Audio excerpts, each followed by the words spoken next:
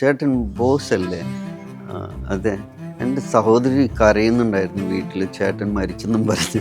I M gone എന്ന് വിചാരിച്ചിരിക്കുന്ന ഫാമിലിയാണ്. തിരുവനന്തപുരത്ത് നിന്ന് ബോഡി കാത്തിരിക്കുന്ന അമ്മയും അച്ഛനും 2 വർഷത്തിലൊരിക്കൽ നടക്കുന്ന കലാപ്രദർശനത്തിന് ബിനാലെ എന്നറിയപ്പെടുന്നു. ബിനാലെ എന്ന് വെച്ച് കഴിഞ്ഞാൽ ഒരു ഇറ്റാലിയൻ വാക്കാണ്. 2 വർഷത്തിലൊരിക്കൽ. ലൊക്കേഷൻ തരുന്ന ആത്മവിശ്വാസം, ജനങ്ങൾ തരുന്ന ആത്മവിശ്വാസം, തൊഴിലാളികൾ തരുന്ന സഹകരണം, ഇതെല്ലാം ഇല്ലാതെ ഒരു ബിനാലെയും സക്സസ്ഫുൾ ആക്കാൻ പറ്റത്തില്ല. Kochi Muziris biennale inspired by Pakistanis.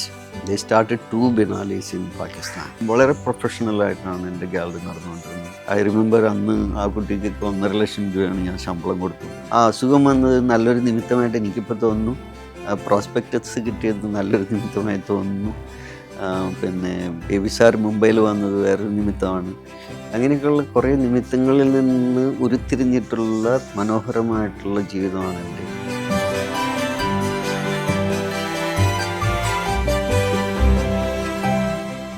Kochi Muslims ബിനാലെക്ക് തുടക്കമിട്ട കൊച്ചി മുസ്ലിംസ് ബിനാലെ ഫൗണ്ടേഷൻ്റെ ഫൗണ്ടറിൽ ആയിരുന്ന ബോസ് കൃഷ്ണമാചാരി. അദ്ദേഹത്തിന് പല കാര്യങ്ങളും പറയാനുണ്ട്. ബിനാലയിൽ നിന്നും പടിയിറങ്ങിയതിനെക്കുറിച്ചും ജീവിതത്തെക്കുറിച്ചും ലോകസഞ്ചാരത്തെക്കുറിച്ചും കല എങ്ങനെയാണ് ഒരാളെ മാറ്റിയെടുത്തത് എന്നുള്ള കാര്യങ്ങളെക്കുറിച്ചും ഒരുപാട് കാര്യങ്ങൾ നമുക്ക് അദ്ദേഹത്തോട് സംസാരിക്കാം. നമസ്കാരം. നമസ്കാരം. ഈ മങ്ങാട്ടുകര എന്ന ഗ്രാമത്തിൽ ജനിച്ചു വളർന്ന് ഇവിടുത്തെ LP സ്കൂളിൽ പഠിച്ച് പിന്നീട് ബോംബെയിലേക്ക് ചിത്രകല പഠിക്കാൻ പോയ ഒരാൾ ലോകവേദികളിലേക്ക് എത്തുന്നു. അങ്ങനെയുള്ള ഒരുപാട് സഞ്ചാരങ്ങൾ ഈ കേരളത്തിൽ നിന്നുണ്ടായിട്ടുണ്ട്. എങ്ങനെയായിരുന്നു ബോസിൻ്റെ ഒരു ജീവിതം ഒരു ചിത്രകാരൻ എന്നുള്ള രീതിയിൽ മാറിയത്? എല്ലാം നിമിത്തങ്ങളായിട്ടാണ് ഞാൻ കാണുന്നത്. നിമിത്തങ്ങൾ എന്ന് പറയുമ്പോൾ ചിലർ പെട്ടെന്ന് തെറ്റിദ്ധരിക്കും ദൈവം കൊടുത്ത നിമിത്തമാണ്. എന്നെ സംബന്ധിച്ചിടത്തോളം ഞാൻ ഉത്കണ്ഠയുള്ള അല്ലെങ്കിൽ ഒരു നെർവസ് ആയിട്ടുള്ള ഒരു സെൻസിറ്റീവായിട്ടുള്ളൊരു മനുഷ്യനായിട്ടാണ് എനിക്ക് തോന്നിയിട്ടുള്ളത്. ആദ്യം വളരെ ഷൈ ആയിരുന്നു എൻ്റെ ജീവിതത്തിൽ. പക്ഷേ എൻ്റെ കാഴ്ചപ്പാടുകളൊക്കെ ഒരുപക്ഷെ സാധാരണക്കാർ ജീവിക്കുന്നതിൽ നിന്ന് മാറി നിന്നിട്ട് കാണുന്ന ഒരു രീതിയിലാണ് ഞാൻ ജീവിച്ചിട്ടുള്ളത്. ചെറുപ്പത്തിലെ തന്നെ കാലടിയിലെ ശ്രീ ശങ്കരാചാര്യ കോളേജിലാണ് എൻ്റെ വിദ്യാഭ്യാസം ഉണ്ടായത്. ആ സമയത്ത് ഞാൻ പാദസരം ധരിക്കുമായിരുന്നു. അപ്പോൾ I use to question these kind of things. എന്തുകൊണ്ട് പുരുഷന്മാർക്ക് അല്ലെങ്കിൽ ആണുങ്ങൾക്ക് പാദസരം ധരിച്ചുകൂടാ എന്നൊക്കെയുള്ള. അമ്പലത്തിൽ പോയാൽ പോലും അന്ന് ഞാൻ ഷർട്ടൊക്കെ ഇട്ട് കയറുമായിരുന്നു. ഇങ്ങനത്തെ. പക്ഷേ ഐ വാസ് നോട്ട് എഗെയിൻസ്റ്റ് ചില കാര്യങ്ങൾ. അമ്പലങ്ങളായാലും പള്ളികളായാലും നമ്മൾ ഇവിടെ തൊട്ടടുത്ത് തന്നെയാണ് നമ്മുടെ പള്ളിയുള്ളതും അമ്പലങ്ങളൊക്കെ ഉള്ളത്. വളരെ മനോഹരമായിട്ടുള്ളൊരു ഗ്രാമത്തിലാണ് ജനിച്ചത് എന്നുള്ളൊരു സംഭവമുണ്ട്. ആൻഡ് ഓൾസോ എൻ്റെ കുടുംബത്തിൽ ഒരു തറവാടാണ് മങ്ങാട്ടുകര ചെമ്പകശ്ശേരി വീട്ടിൽ. തറവാട്ടിൽ വളരെയധികം ഫാമിലീസ് ഇവിടുത്തെ ഭൂപ്രദേശത്ത് നോക്കിക്കഴിഞ്ഞാൽ എല്ലാവരും കണക്റ്റഡാണ് നമ്മളുമായിട്ട്. അയൽവക്കക്കാരായിട്ടുള്ള ആൾക്കാർ ഇപ്പോൾ ക്രിസ്മസ് ആയാലും ഓണവുമായാലും എല്ലാവരും ഒരുമിച്ച് കൂടുകയും ചീട്ട് കളിക്കുകയും അങ്ങനെയൊക്കെയുള്ളൊരു വളരെ നല്ലൊരു അറ്റ്മോസ്ഫിയറാണ് എൻ്റെ ഫാദർ ഉണ്ടാക്കിയിട്ടുള്ളത്. സുഹൃത്ത് ബന്ധങ്ങൾ അദ്ദേഹത്തിൻ്റെ. My father was A carpenter.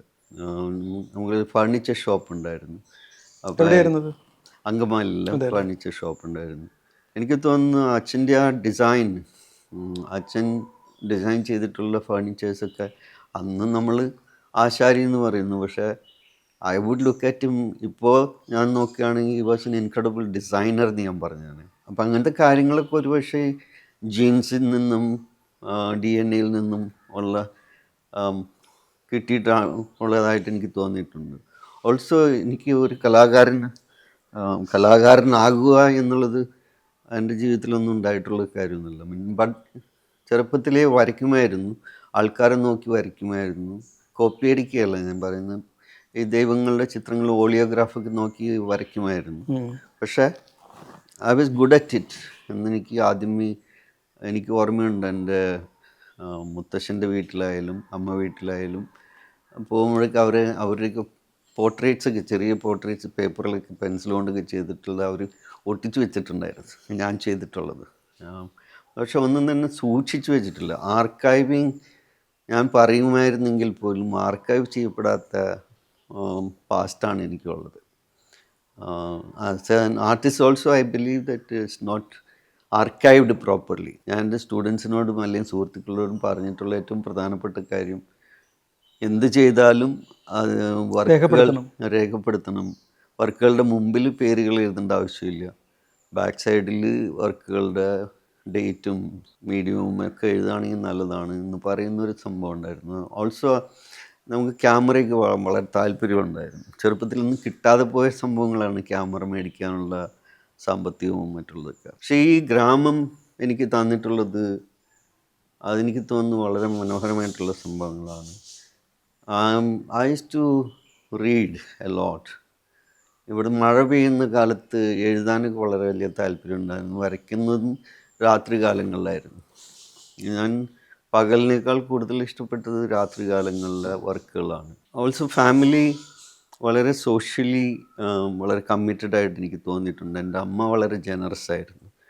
നാട്ടിലെ സുഹൃത്തുക്കൾ സാമ്പത്തികപരമായിട്ടും അത്ര വലിയ കുടുംബത്തിലെ ആൾക്കാരല്ലാത്ത കുട്ടികൾ, എൻ്റെ സുഹൃത്തുക്കളായിട്ടുള്ള കുട്ടികൾ ഭക്ഷണം കഴിക്കാതെ പോകുമ്പോൾ അമ്മ ഭക്ഷണം വിളിച്ചു കൊടുക്കുന്നതും, അമ്മ അച്ഛന് ഭക്ഷണം കൊണ്ടുപോകുമ്പോൾ അങ്കമാലിക്ക് പോകുന്ന നേരത്ത് ഒരു വീട്ടിൽ ഭക്ഷണം കൊടുക്കുന്നതൊക്കെ എനിക്ക് നല്ല ഓർമ്മയുണ്ട്. അപ്പോൾ ആ ജനറോസിറ്റി ഒരു പക്ഷേ എനിക്ക് കിട്ടിയിട്ടുണ്ടെങ്കിലും എൻ്റെ അടുത്തുള്ളവർക്കും കിട്ടിയിട്ടുണ്ടെങ്കിൽ അത് എൻ്റെ അമ്മയിൽ നിന്നും അച്ഛനിൽ നിന്നും കിട്ടിയതാണ്. അപ്പോൾ ഒരു മനോഹരമായിട്ടുള്ളൊരു കുടുംബമാണ് എൻ്റെ എന്ന് എനിക്ക് പറയാം.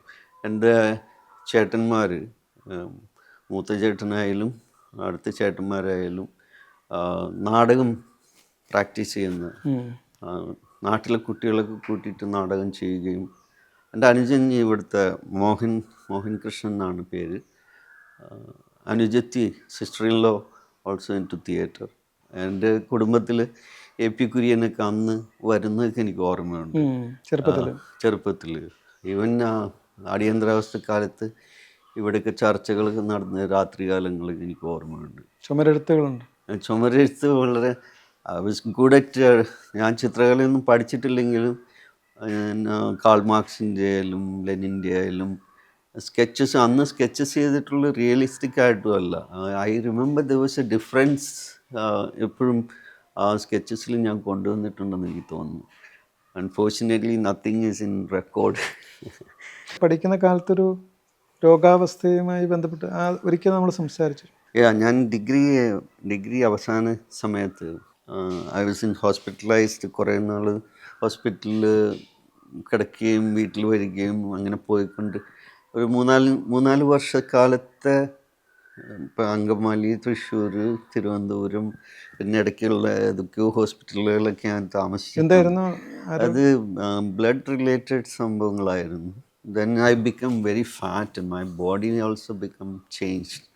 സ്കിസോഫ്രെനിക് അവസ്ഥയിലേക്ക് മാറുന്ന സ്ഥിതി ഉണ്ടായിട്ടുണ്ട്.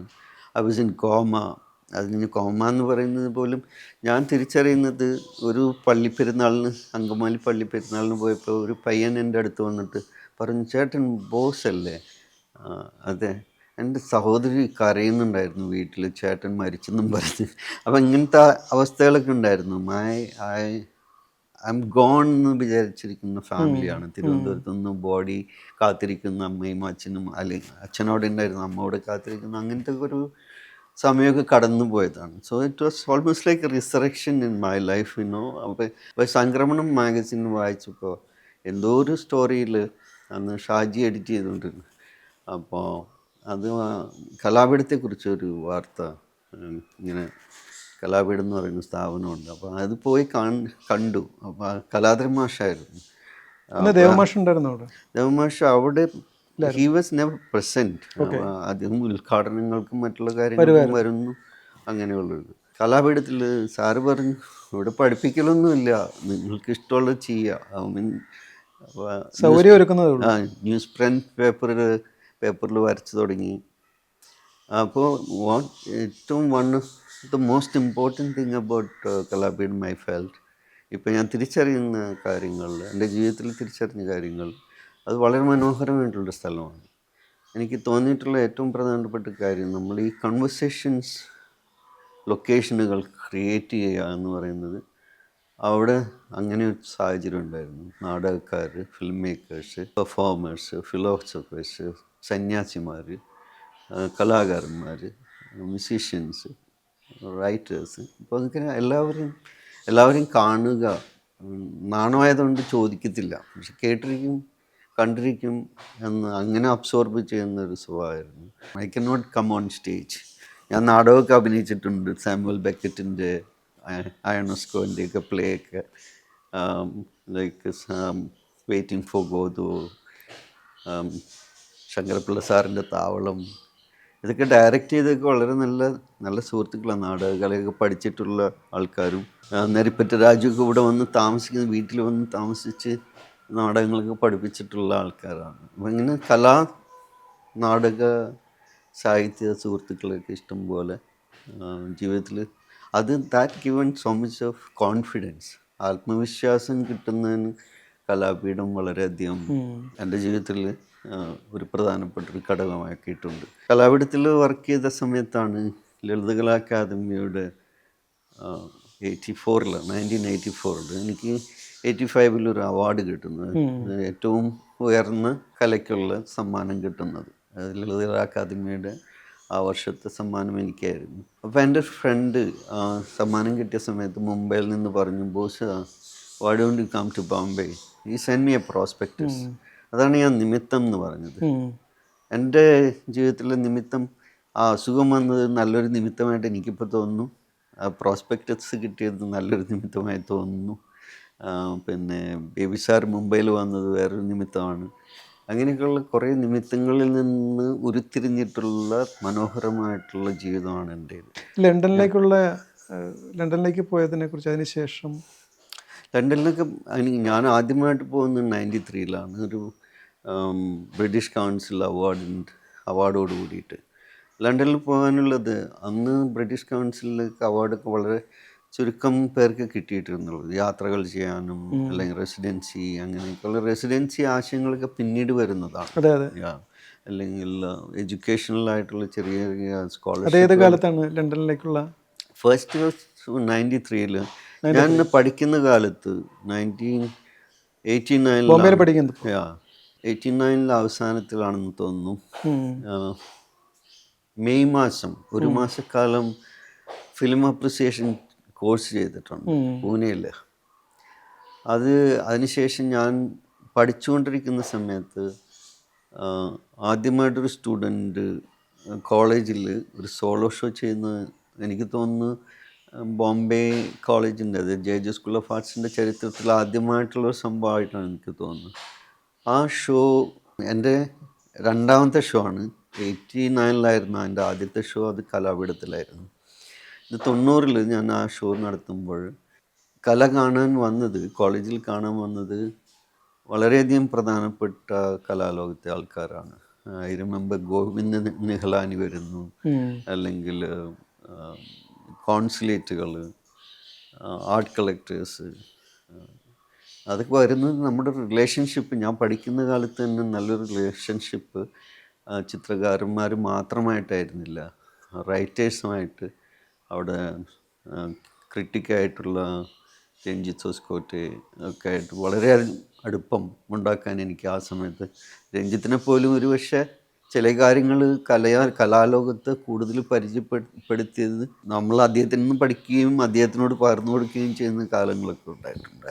ഹി വാസ് 19-20 years old, പക്ഷേ ഹി വാസ് എ ബ്രില്യൻറ്റ്, ഒരു പ്രൊഡീജി എന്നൊക്കെ പറയുന്ന അങ്ങനത്തെ ഉള്ള ആൾക്കാരാണ്. പെൻ ഒരു ഓർഗനൈസേഷനുണ്ട്, നിസിമെസിക്കയിൽ, സബവാല, ഇവരൊക്കെ പോയറ്റ്സ്, ജെറി പിൻറ്റോ, ഇവരായിരുന്നു, CP സുരേന്ദ്രൻ, അങ്ങനെയൊക്കെയുള്ള പോയറ്റ്സും റൈറ്റേഴ്സിനും, പിന്നെ തിയേറ്ററിൻ്റെ ആൾക്കാർ, സഞ്ജന കപൂർ, ഇവരെയൊക്കെ പോയി കാണുമ്പോൾ വിവിധ തരത്തിലുള്ള വെർട്ടിക്കലുകൾ സ്വീകരിക്കാനുള്ള ഒരു മനസ്സുണ്ടായതുകൊണ്ടാണ് എനിക്ക് തോന്നുന്നു ഞാനിപ്പോൾ ചെയ്യുന്ന കാര്യങ്ങൾ വ്യക്തമായിട്ട് ചെയ്യാൻ പറ്റുന്നതിന് കാരണം ഞാൻ കലാലോകത്ത് അല്ലെങ്കിൽ ചിത്രകലാലോകത്ത് മാത്രം നിന്നൊരാളല്ല. മറ്റുള്ള കലകളും അതുപോലെ തന്നെ ഈക്വലായിട്ട് ഐ വോണ്ട് സേ എല്ലാ കലകളും പ്രധാനപ്പെട്ടതാണ്. സാഹിത്യം, അതുപോലെ മ്യൂസിക്, പെർഫോമൻസ്, എല്ലാ കലകളും ഒരുമിച്ച് വരണം. സയൻസിനെ പോലെ തന്നെ സയൻസുമായിട്ട് ഒരുമിച്ച് പോകുന്നു എന്നാഗ്രഹിക്കുന്ന ഒരാളാണ്. അപ്പം നിമിത്തം കൊണ്ട് ഈ ഈ മങ്ങാട്ടുകര എന്ന് പറയുന്ന ചെറിയ ഗ്രാമത്തിൽ നിന്നും മലയാളം മാത്രം അറിയാവുന്ന ഒരു വിദ്യാർത്ഥി മറ്റുള്ളൊരു ലോകത്ത് പോയിട്ട് അറിയപ്പെടുന്ന ഒരാളാകുന്നതിന് പ്രധാനപ്പെട്ട കാരണം എനിക്ക് തോന്നുന്നു ഞാൻ സ്വീകരിച്ച I was like A mirror. എല്ലാം മുൻപിലുള്ളത് സ്വീകരിച്ചൊരാളാണ്. ബിനാലയിൽ നിന്ന് ഇപ്പോൾ പടിയിറങ്ങിയല്ലോ. അപ്പോൾ അതിൻ്റെ ഒരു പശ്ചാത്തലത്തിൽ ഈ ആദ്യ ബിനാലെ എങ്ങനെ ഉണ്ടായി, അങ്ങനെ ഒരു അതൊന്ന് ഓർത്തെടുക്കുകയാണെങ്കിൽ. ബിനാലയ്ക്ക് മുമ്പ് വളരെയധികം കാര്യങ്ങൾ ഞാൻ ചെയ്തിട്ടുണ്ട്. അതിൻ്റെ ഒരു പരിണിത ഫലം എന്ന് വേണം എനിക്ക് തോന്നുന്നു. 2005 ഒരു ഷോ നടത്തിയിട്ടുണ്ടായിരുന്നു. അതിൻ്റെ പേര് ഡബിൾ എൻഡേഴ്സ് എന്നാണ്. ചുണ്ടൻ വെള്ളം എന്നുള്ള അർത്ഥത്തിലുള്ള വാക്കാണ്. മലയാളികളായിട്ടുള്ള കലാകാരരെ പരിചയപ്പെടുത്താൻ വേണ്ടിയിട്ട്. അതായത് ഞാൻ ജഹാംഗീർ ആർട്ട് ഗാലറിയിൽ പോകുമ്പോൾ, ജഹാംഗീറാണ് മുംബൈയിലെ ഏറ്റവും അന്ന് അറിയപ്പെടുന്ന ഗാലറികളിൽ ഒന്ന്. അതുപോലെ തന്നെ 3-4 ചെറിയ ഗാലറികൾ മുംബൈയിലുണ്ട്. അന്നത്തെ കലാലോകം എന്ന് പറഞ്ഞ് 80s ഞാൻ 85 ബോംബെയിൽ പോകുന്നത്. 86 JG സ്കൂൾ ഓഫ് ആർട്ടിൽ ചേരുന്നു. മുംബൈയിൽ പോയപ്പോൾ തന്നെ ഞാൻ ഇവിടുന്ന് ജയന്തി ജനത ട്രെയിൻ പിടിച്ചിട്ട് പോകുന്നു. താമസിച്ചത് ഒരു ചോളിലാണ്. അവിടെ സാധാരണക്കാർ, പാവപ്പെട്ട ആൾക്കാർ വർക്ക് ചെയ്യുന്ന, hundreds of people live in one അങ്ങനത്തെ ഒരു സ്ഥലത്താണ്, സാക്കിനാക്ക് എന്ന് പറയുന്ന സ്ഥലത്താണ് താമസിച്ചത്. അപ്പോൾ എൻ്റെ റൂമിൽ തന്നെ 8-10 പേരും താമസിച്ചിട്ടുണ്ട്, ചെറിയൊരു റൂമിൽ. So I use to sketching കഴിവുണ്ടായതെന്ന് പറയും പഠിക്കുന്നതിൽ മുമ്പത്തെ കാര്യം ഞാൻ പറയുന്നത്. ബിഫോർ ഗോയിങ് ടു കോളേജ്, കലാവിധത്തിൽ പഠിക്കുന്നതിൽ മുമ്പ് തന്നെ എൻ്റെ അച്ഛൻ്റെ അമ്മയുടെ പോർട്രേറ്റ് ഇവിടെ ചെയ്ത് കാണാൻ പറ്റും. എനിക്ക് തോന്നുന്നു നോക്കി തന്നെ വരയ്ക്കാനുള്ളത്, ആരും പഠിപ്പിച്ചു തരാത്തത് തന്നെ ഓയിൽ കളറൊക്കെ ചെയ്ത് പ്രാക്ടീസ് ചെയ്ത് കഴിഞ്ഞാൽ എവിടെയും എത്തിച്ചേരാമെന്ന് എനിക്ക് വിശ്വാസമുണ്ട്. അതിനെക്കുറിച്ചിട്ട് ഇമാജിൻ ചെയ്യാതെ തന്നെ just keep on practicing, keep on reading, keep on seeing. ബോംബെയിൽ ഒരു ഗാലറി നടത്തിക്കൊണ്ടിരുന്നില്ലേ? അത് 2008-2009-10 കാലത്താണ്. എന്താ പറയുക, 2003 ഞാൻ ഒരു ഷോ നടത്തിയായിരുന്നു. ഡീക്യൂറേറ്റിംഗ് എന്നാണ്. ഡീക്യൂറേറ്റിംഗ് എന്ന് പറയുന്ന ഷോ 94 ഇന്ത്യൻ കലാകാരന്മാരുടെ പോർട്രേറ്റുകളാണ്. അത് അവരുടെ എല്ലാവരെയും വീട്ടിൽ പോയി ഞാൻ പോർട്രേറ്റ് എടുത്തിട്ട് അത് പെൻസിൽ കൊണ്ട് ഡ്രോയിങ് ചെയ്തിട്ട് ഗ്രഫൈറ്റ് ടെക്സ്റ്റ് ചെയ്ത് ഗ്രഫൈറ്റ് ഫ്രെയിം ചെയ്ത് കൺസെപ്ച്വലി ചെയ്തൊരു പ്രോജക്റ്റാണ്. സാക്ഷി ഗാലറിയിൽ മുംബൈയിൽ കാണിക്കുകയും ബാംഗ്ലൂർ സുമുഖ ഗാലറിയിൽ കാണിക്കുകയും പിന്നെ കൊച്ചിയിൽ ദർബാർ ഹാൾ കാണിക്കുന്ന സമയത്താണ് ഞാൻ അറിയുന്നത് കേരളത്തിലെ കല കാണുവാൻ വേണ്ടിയിട്ടുള്ള ഉത്സാഹം, അല്ലെങ്കിൽ ആ ഇൻക്വിസിറ്റീവ്നെസ്, അത് ഞാനെങ്ങും മറ്റുള്ളിടത്ത് കണ്ടിട്ടില്ല. അപ്പോൾ ആ ഷോ കാണാൻ വേണ്ടിയിട്ട് വിവിധ സ്ഥലങ്ങളിൽ നിന്ന് ആൾക്കാർ വന്നിട്ടുണ്ടായിരുന്നു. That given me some kind of confidence. എന്തോ കേരളത്തിൽ ഒരു പ്രത്യേകത ഞാൻ കണ്ടിരുന്നു. അതിനുശേഷം ഒരു സംസാരത്തിനിടയിൽ ആ ഷോ നടന്നുകൊണ്ടിരിക്കുന്ന സമയത്ത് കാശി ആർട്ട് ഗാലറിയുടെ അനൂപ് സ്കറിയെയും ഡോറി യങ്ങറും എന്നെ ക്ഷണിക്കുകയും ഒരു ഭൂപൻ കക്കാറിൻ്റെ ഷോയിന് ശേഷം ഒരു ഡിന്നർ സമയത്ത് ഉണ്ടായ കോൺവെർസേഷനിൽ നിന്ന് അവർ പറഞ്ഞു, ബോസ് എന്തുകൊണ്ട് ഒരു ഷോ ക്യൂറേറ്റ് ചെയ്യാൻ പാടില്ല. ഞാൻ പറഞ്ഞു, ഞാൻ ഷോ ക്യൂറേറ്റ് ഒന്നും ചെയ്തിട്ടില്ല, പക്ഷേ ക്യൂറേറ്റ് ചെയ്യാം എന്നുള്ളൊരു വാഗ്ദാനം അവരിൽ നിന്ന് മേടിച്ച ഒരു കാര്യം ഞാൻ അവരോട് പറഞ്ഞു. I don't need a fee, എൻ്റെ ഫീസിൻ്റെ ആവശ്യമില്ല. പക്ഷേ എൻ്റെ എല്ലാ കലാകാരന്മാരും, ആരെങ്കിലും ഞാൻ തിരഞ്ഞെടുത്തിട്ടുള്ള കലാകാരന്മാരെ എല്ലാവരും കേരളത്തിൽ പ്രസൻ്റ് ആയിരിക്കണം ആ സമയത്ത് ഒരാഴ്ചക്കാലം. If you can take care of them for 1 week time, I will curate it. അപ്പോൾ അത് ബോംബെ 17 എന്ന് പറയുന്ന ഷോ ഞാൻ 2004 ക്യൂറേറ്റ് ചെയ്യുന്നത് അങ്ങനെയാണ്. 2004 ക്യൂറേറ്റ് ചെയ്യുമ്പോൾ ഇവിടെ കൊണ്ടുവരുന്നതിന് മുമ്പ് ആ ഷോയിനെ കുറിച്ച് കുറച്ച് മാർക്കറ്റിംഗ് രീതിയിൽ, അല്ലെങ്കിൽ PR എന്ന് പറയുന്ന, which people don't like it. എൻ്റെ കലാപം ലോകത്ത് PR അല്ലെങ്കിൽ പൈസ ഇഷ്ടപ്പെടാത്ത കുറേ ആൾക്കാരുണ്ട്. പക്ഷെ I was interested in communicating with people. നമ്മളിതാണ് ചെയ്യാൻ പോകുന്നത്. നാട്ടിൽ 17 മുംബൈയിലെ കലാകാരന്മാർ കൊച്ചിയിൽ കാണിക്കാൻ പോകുന്നു എന്നുള്ളത് രീതിയിൽ ഞാൻ മുംബൈയിൽ ആ പ്രദർശനം 2 ദിവസം മലബാർ ഹില്ലിൽ ഒരു സ്പേസിൽ ബോംബെ ഗാലറി എന്ന് പറയുന്ന ആദിത്യ റുയ അദ്ദേഹം നടത്തിക്കൊണ്ടിരുന്ന ഗാലറിയിൽ കാണിക്കുകയും അത് ബോംബെ ടൈംസിൻ്റെ ഫ്രണ്ട് പേജ് സ്റ്റോറിയൊക്കെ ആയിട്ട് വരികയും ആ ഷോയിനെ കുറിച്ചിട്ട് വളരെയധികം ആൾക്കാർ ചർച്ച ചെയ്യുകയും immediately after during the show Bombay boys എന്ന് പറയുന്ന ഷോയ്ക്ക് ഒരു ഷോ ഡൽഹിയിൽ ചെയ്തുകൂടെ എന്നുള്ള രീതിയിൽ ക്ഷണം കിട്ടുകയും അങ്ങനെ അത് ക്യൂററ്റോറിയൽ വർക്ക് വളരുന്നത് അവിടെ നിന്നാണ്. അപ്പോൾ ദാറ്റ് ഓൾ ഗോട്ട് ഇൻ്റർനാഷണൽ അല്ലെങ്കിൽ നാഷണൽ അറ്റൻഷൻ കിട്ടിയിട്ടുള്ള ഷോസാണ്. ബിനാലയ്ക്ക് മുമ്പ് ചെയ്തിട്ടുള്ള ഏറ്റവും പ്രധാനപ്പെട്ട ഒരു കാര്യം എന്ന് പറഞ്ഞാൽ 2005 നടന്ന ഡബിൾ എൻഡേഴ്സ് എന്നുള്ള ആ ഷോ ആണ്. അതിൽ 69 കലാകാരന്മാരുടെ പ്രദർശനമാണ് നമ്മൾ കാണിച്ചത്. അവർ ചിത്രം മാത്രം വരയ്ക്കുന്ന ആയിരുന്നില്ല. അതിൽ പ്രിൻ്റ് ഉണ്ടായിരുന്നു, ന്യൂ മീഡിയ ഉണ്ടായിരുന്നു, ഫോട്ടോഗ്രാഫി, ഇൻസ്റ്റലേഷൻ, വീഡിയോ ആർട്ട്, ഇതെല്ലാം ഒറ്റ രാത്രി കൊണ്ട് സെറ്റപ്പ് ചെയ്യുകയും അത് മുംബൈയിലെ ഏറ്റവും വലിയ പ്രദർശനങ്ങളായിരുന്നു. ആ സമയത്ത് എനിക്ക് തോന്നുന്നു ചരിത്രപരമായിട്ട് നോക്കുകയാണെങ്കിലും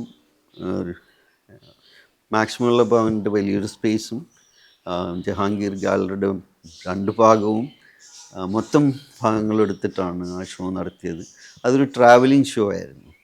അതൊരിക്കലും ആരും ചെയ്യാത്തൊരു സമയത്താണ് നമ്മൾ ചെയ്തിട്ടുള്ളത്. ഞാൻ മുമ്പ് ഓർമ്മയുള്ള ഷോ എന്ന് പറഞ്ഞു കഴിഞ്ഞാൽ കലായാത്ര എന്ന് പറയുന്ന പ്രധാനപ്പെട്ടൊരു ഷോ നമ്മുടെ സാര എബ്രഹാം നടത്തിയിരുന്നു. ആ ഷോ ആണ് നമുക്ക് എൻ്റെ ഓർമ്മയിലുള്ള കേരളത്തിൽ വന്നിട്ടുള്ള ഏറ്റവും പ്രധാനപ്പെട്ട ഷോസ്. 80s കണ്ടാണെന്ന് തോന്നുന്നത്. അന്നൊന്നും ഞാൻ കലയെക്കുറിച്ചൊന്നും വളരെ ധാരണയുള്ള ഒരാളൊന്നും ആയിരുന്നില്ല. ഇന്ന് പരിചയം കൊണ്ട് അറിയുന്ന കാര്യങ്ങൾ.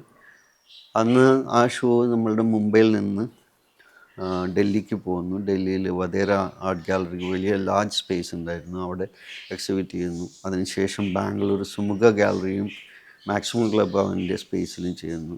ദെൻ നമ്മുടെ ദർബാർ ഹാളിൽ വരുന്നു.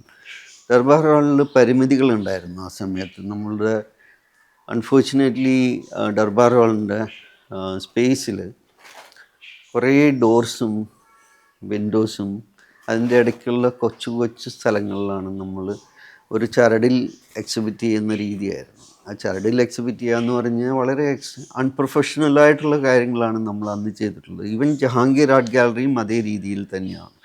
ആർക്ക് പോയാലും ബുക്ക് ചെയ്യാം, എക്സിബിറ്റ് ചെയ്യാം, എത്ര വർക്ക് വേണമെങ്കിലും എക്സിബിറ്റ് ചെയ്യാം. പക്ഷേ ഇതെല്ലാം ചരടിൽ എക്സിബിറ്റ് ചെയ്യുകയും വർക്ക് ഇങ്ങനെ ചാഞ്ഞെടുക്കുകയും അതൊക്കെ ഇന്ന് അതിന് മാറ്റം വരാനുള്ള കാരണം നമ്മൾ ബിനാലെ കാലത്ത് ബിനാലയ്ക്ക് മുമ്പ് ചെയ്തിട്ടുള്ള ദർബാർ ഹാളിൻ്റെ ഒരു നമ്മൾ കൺസർവേഷൻ ചേഞ്ചസ് അല്ലെങ്കിൽ ഒരു വൈറ്റ് ക്യൂബിയൻ ക്യാരക്ടർ കൊണ്ടുവരുന്നത് വെതർ കൺട്രോൾഡ് ആയിട്ടുള്ള സ്പേസ് കൊണ്ടുവന്നത് കൊണ്ട് മാത്രമാണ് ഇന്ന് ഇപ്പം നടക്കുന്ന ബിനാലയിൽ നടക്കുന്ന നമ്മുടെ ഗുലാം മുഹമ്മദ് ഷേഖിൻ്റെ ഷോ പോലും നമുക്ക് അവിടെ നടത്താൻ പറ്റുന്നത്. അത് വെതർ കൺട്രോൾഡാക്കി മാറ്റുവാൻ പറ്റി, ശീതീകരിക്കാൻ പറ്റി. ഞാൻ ഒരു ഉദാഹരണം പറയുകയാണെങ്കിൽ 2011 നമ്മൾ ഇനോഗ്രേഷൻ സമയത്ത് ഒരു ജർമ്മൻ ഷോ ആയിരുന്നു നടത്തിയിരുന്നത്. ജീവിച്ചിരിക്കുന്നൊരു കലാകാരൻ്റെ വർക്കാണ് നമ്മൾ ചോദിച്ചത്, അവിടെ നിന്ന് ജർമ്മനിയിൽ നിന്ന് ഡ്രെസ്ഡൻ മ്യൂസിയത്തിൽ നിന്ന് അയക്കുന്നത്.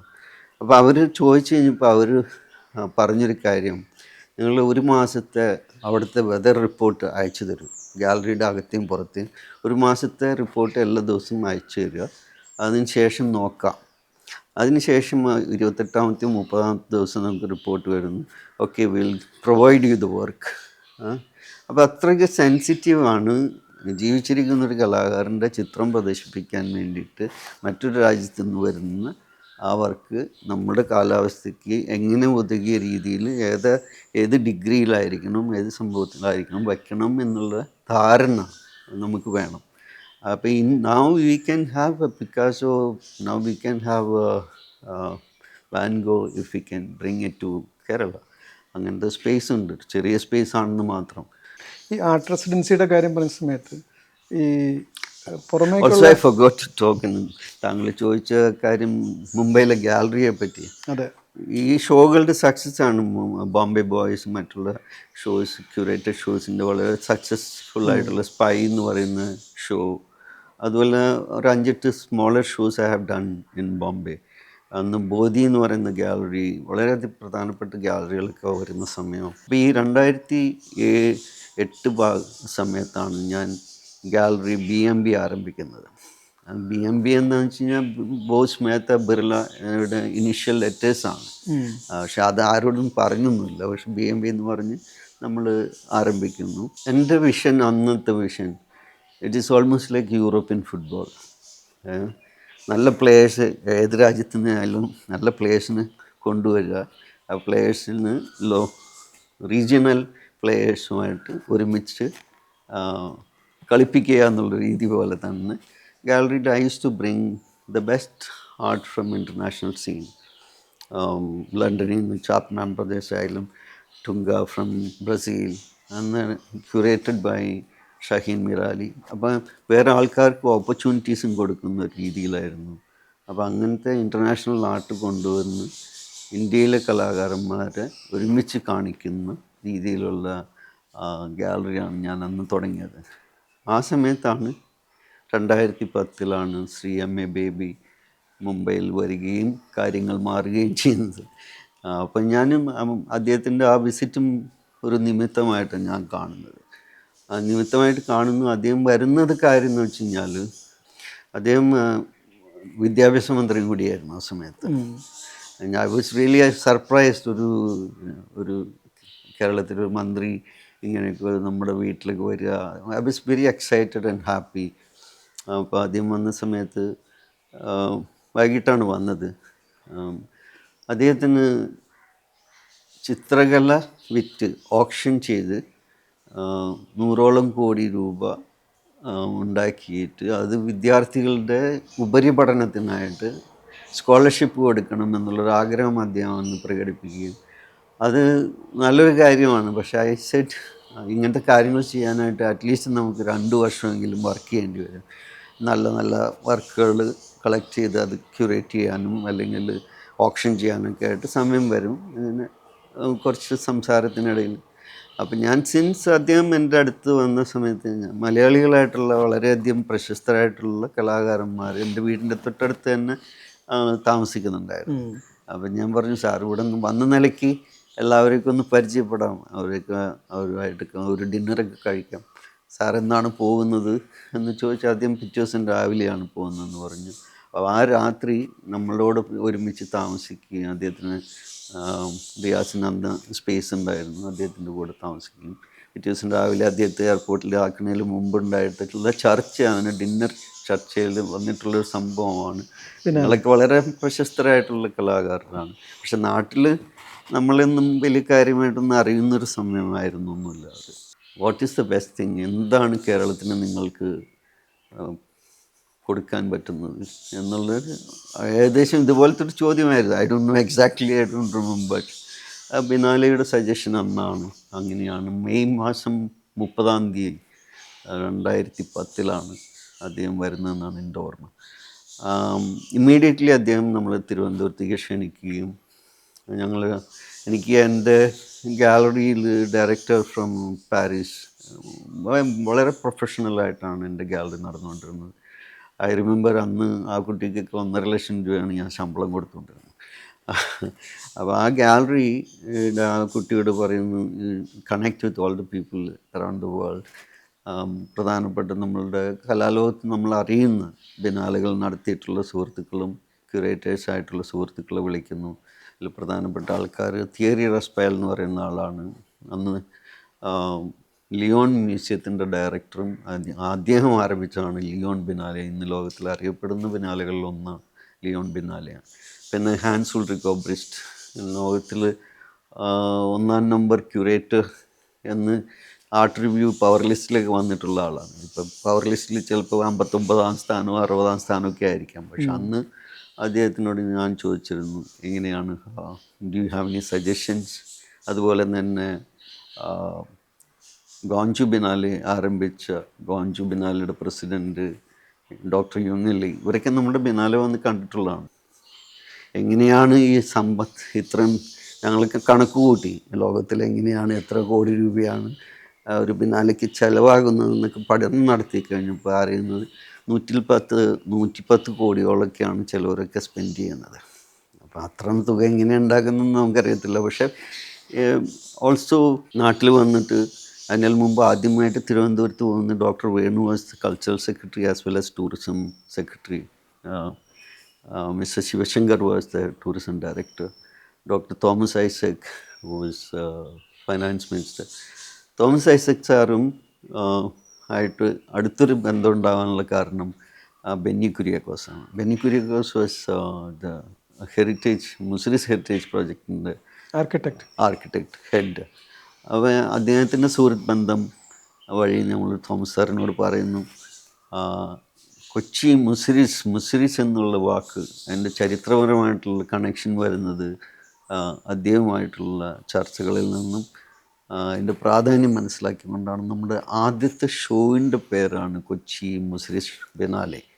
ടൈറ്റിൽ ഇന്നത്തെ വർഷത്തെ ഫോർ ദ ടൈം ബീയിങ് എന്ന് പറയുന്ന പോലെ അന്ന് കൊച്ചി മുസിരിസ് ബിനാലെ എന്ന് വിളിക്കുന്നത്, ബിനാലെ എന്ന് വിളിക്കേണ്ട കാര്യമുണ്ടല്ലോ, പക്ഷെ നമ്മളത് അങ്ങനെ വിളിക്കുന്നത് അതിന്നും അതിൻ്റെ ടൈറ്റിലായിട്ടാണ് നമ്മൾ കാണുന്നത്. പക്ഷെ അത് ചരിത്ര മാറ്റം ഉണ്ടാക്കുന്നൊന്നും നമ്മളൊന്നും പ്രതീക്ഷിച്ചൊന്നുമല്ല. V are done. പക്ഷെ നമ്മൾ ചെയ്യേണ്ട കാര്യങ്ങളിൽ അന്നും വളരെ പ്രൊഫഷണലായിട്ടാണ് ചെയ്തിട്ടുള്ളത്. നമ്മളുടെ അനൗൺസ്മെൻറ്റ് നടത്തുന്നത് 2011 വെനീസിൽ വെച്ചിട്ടാണ്.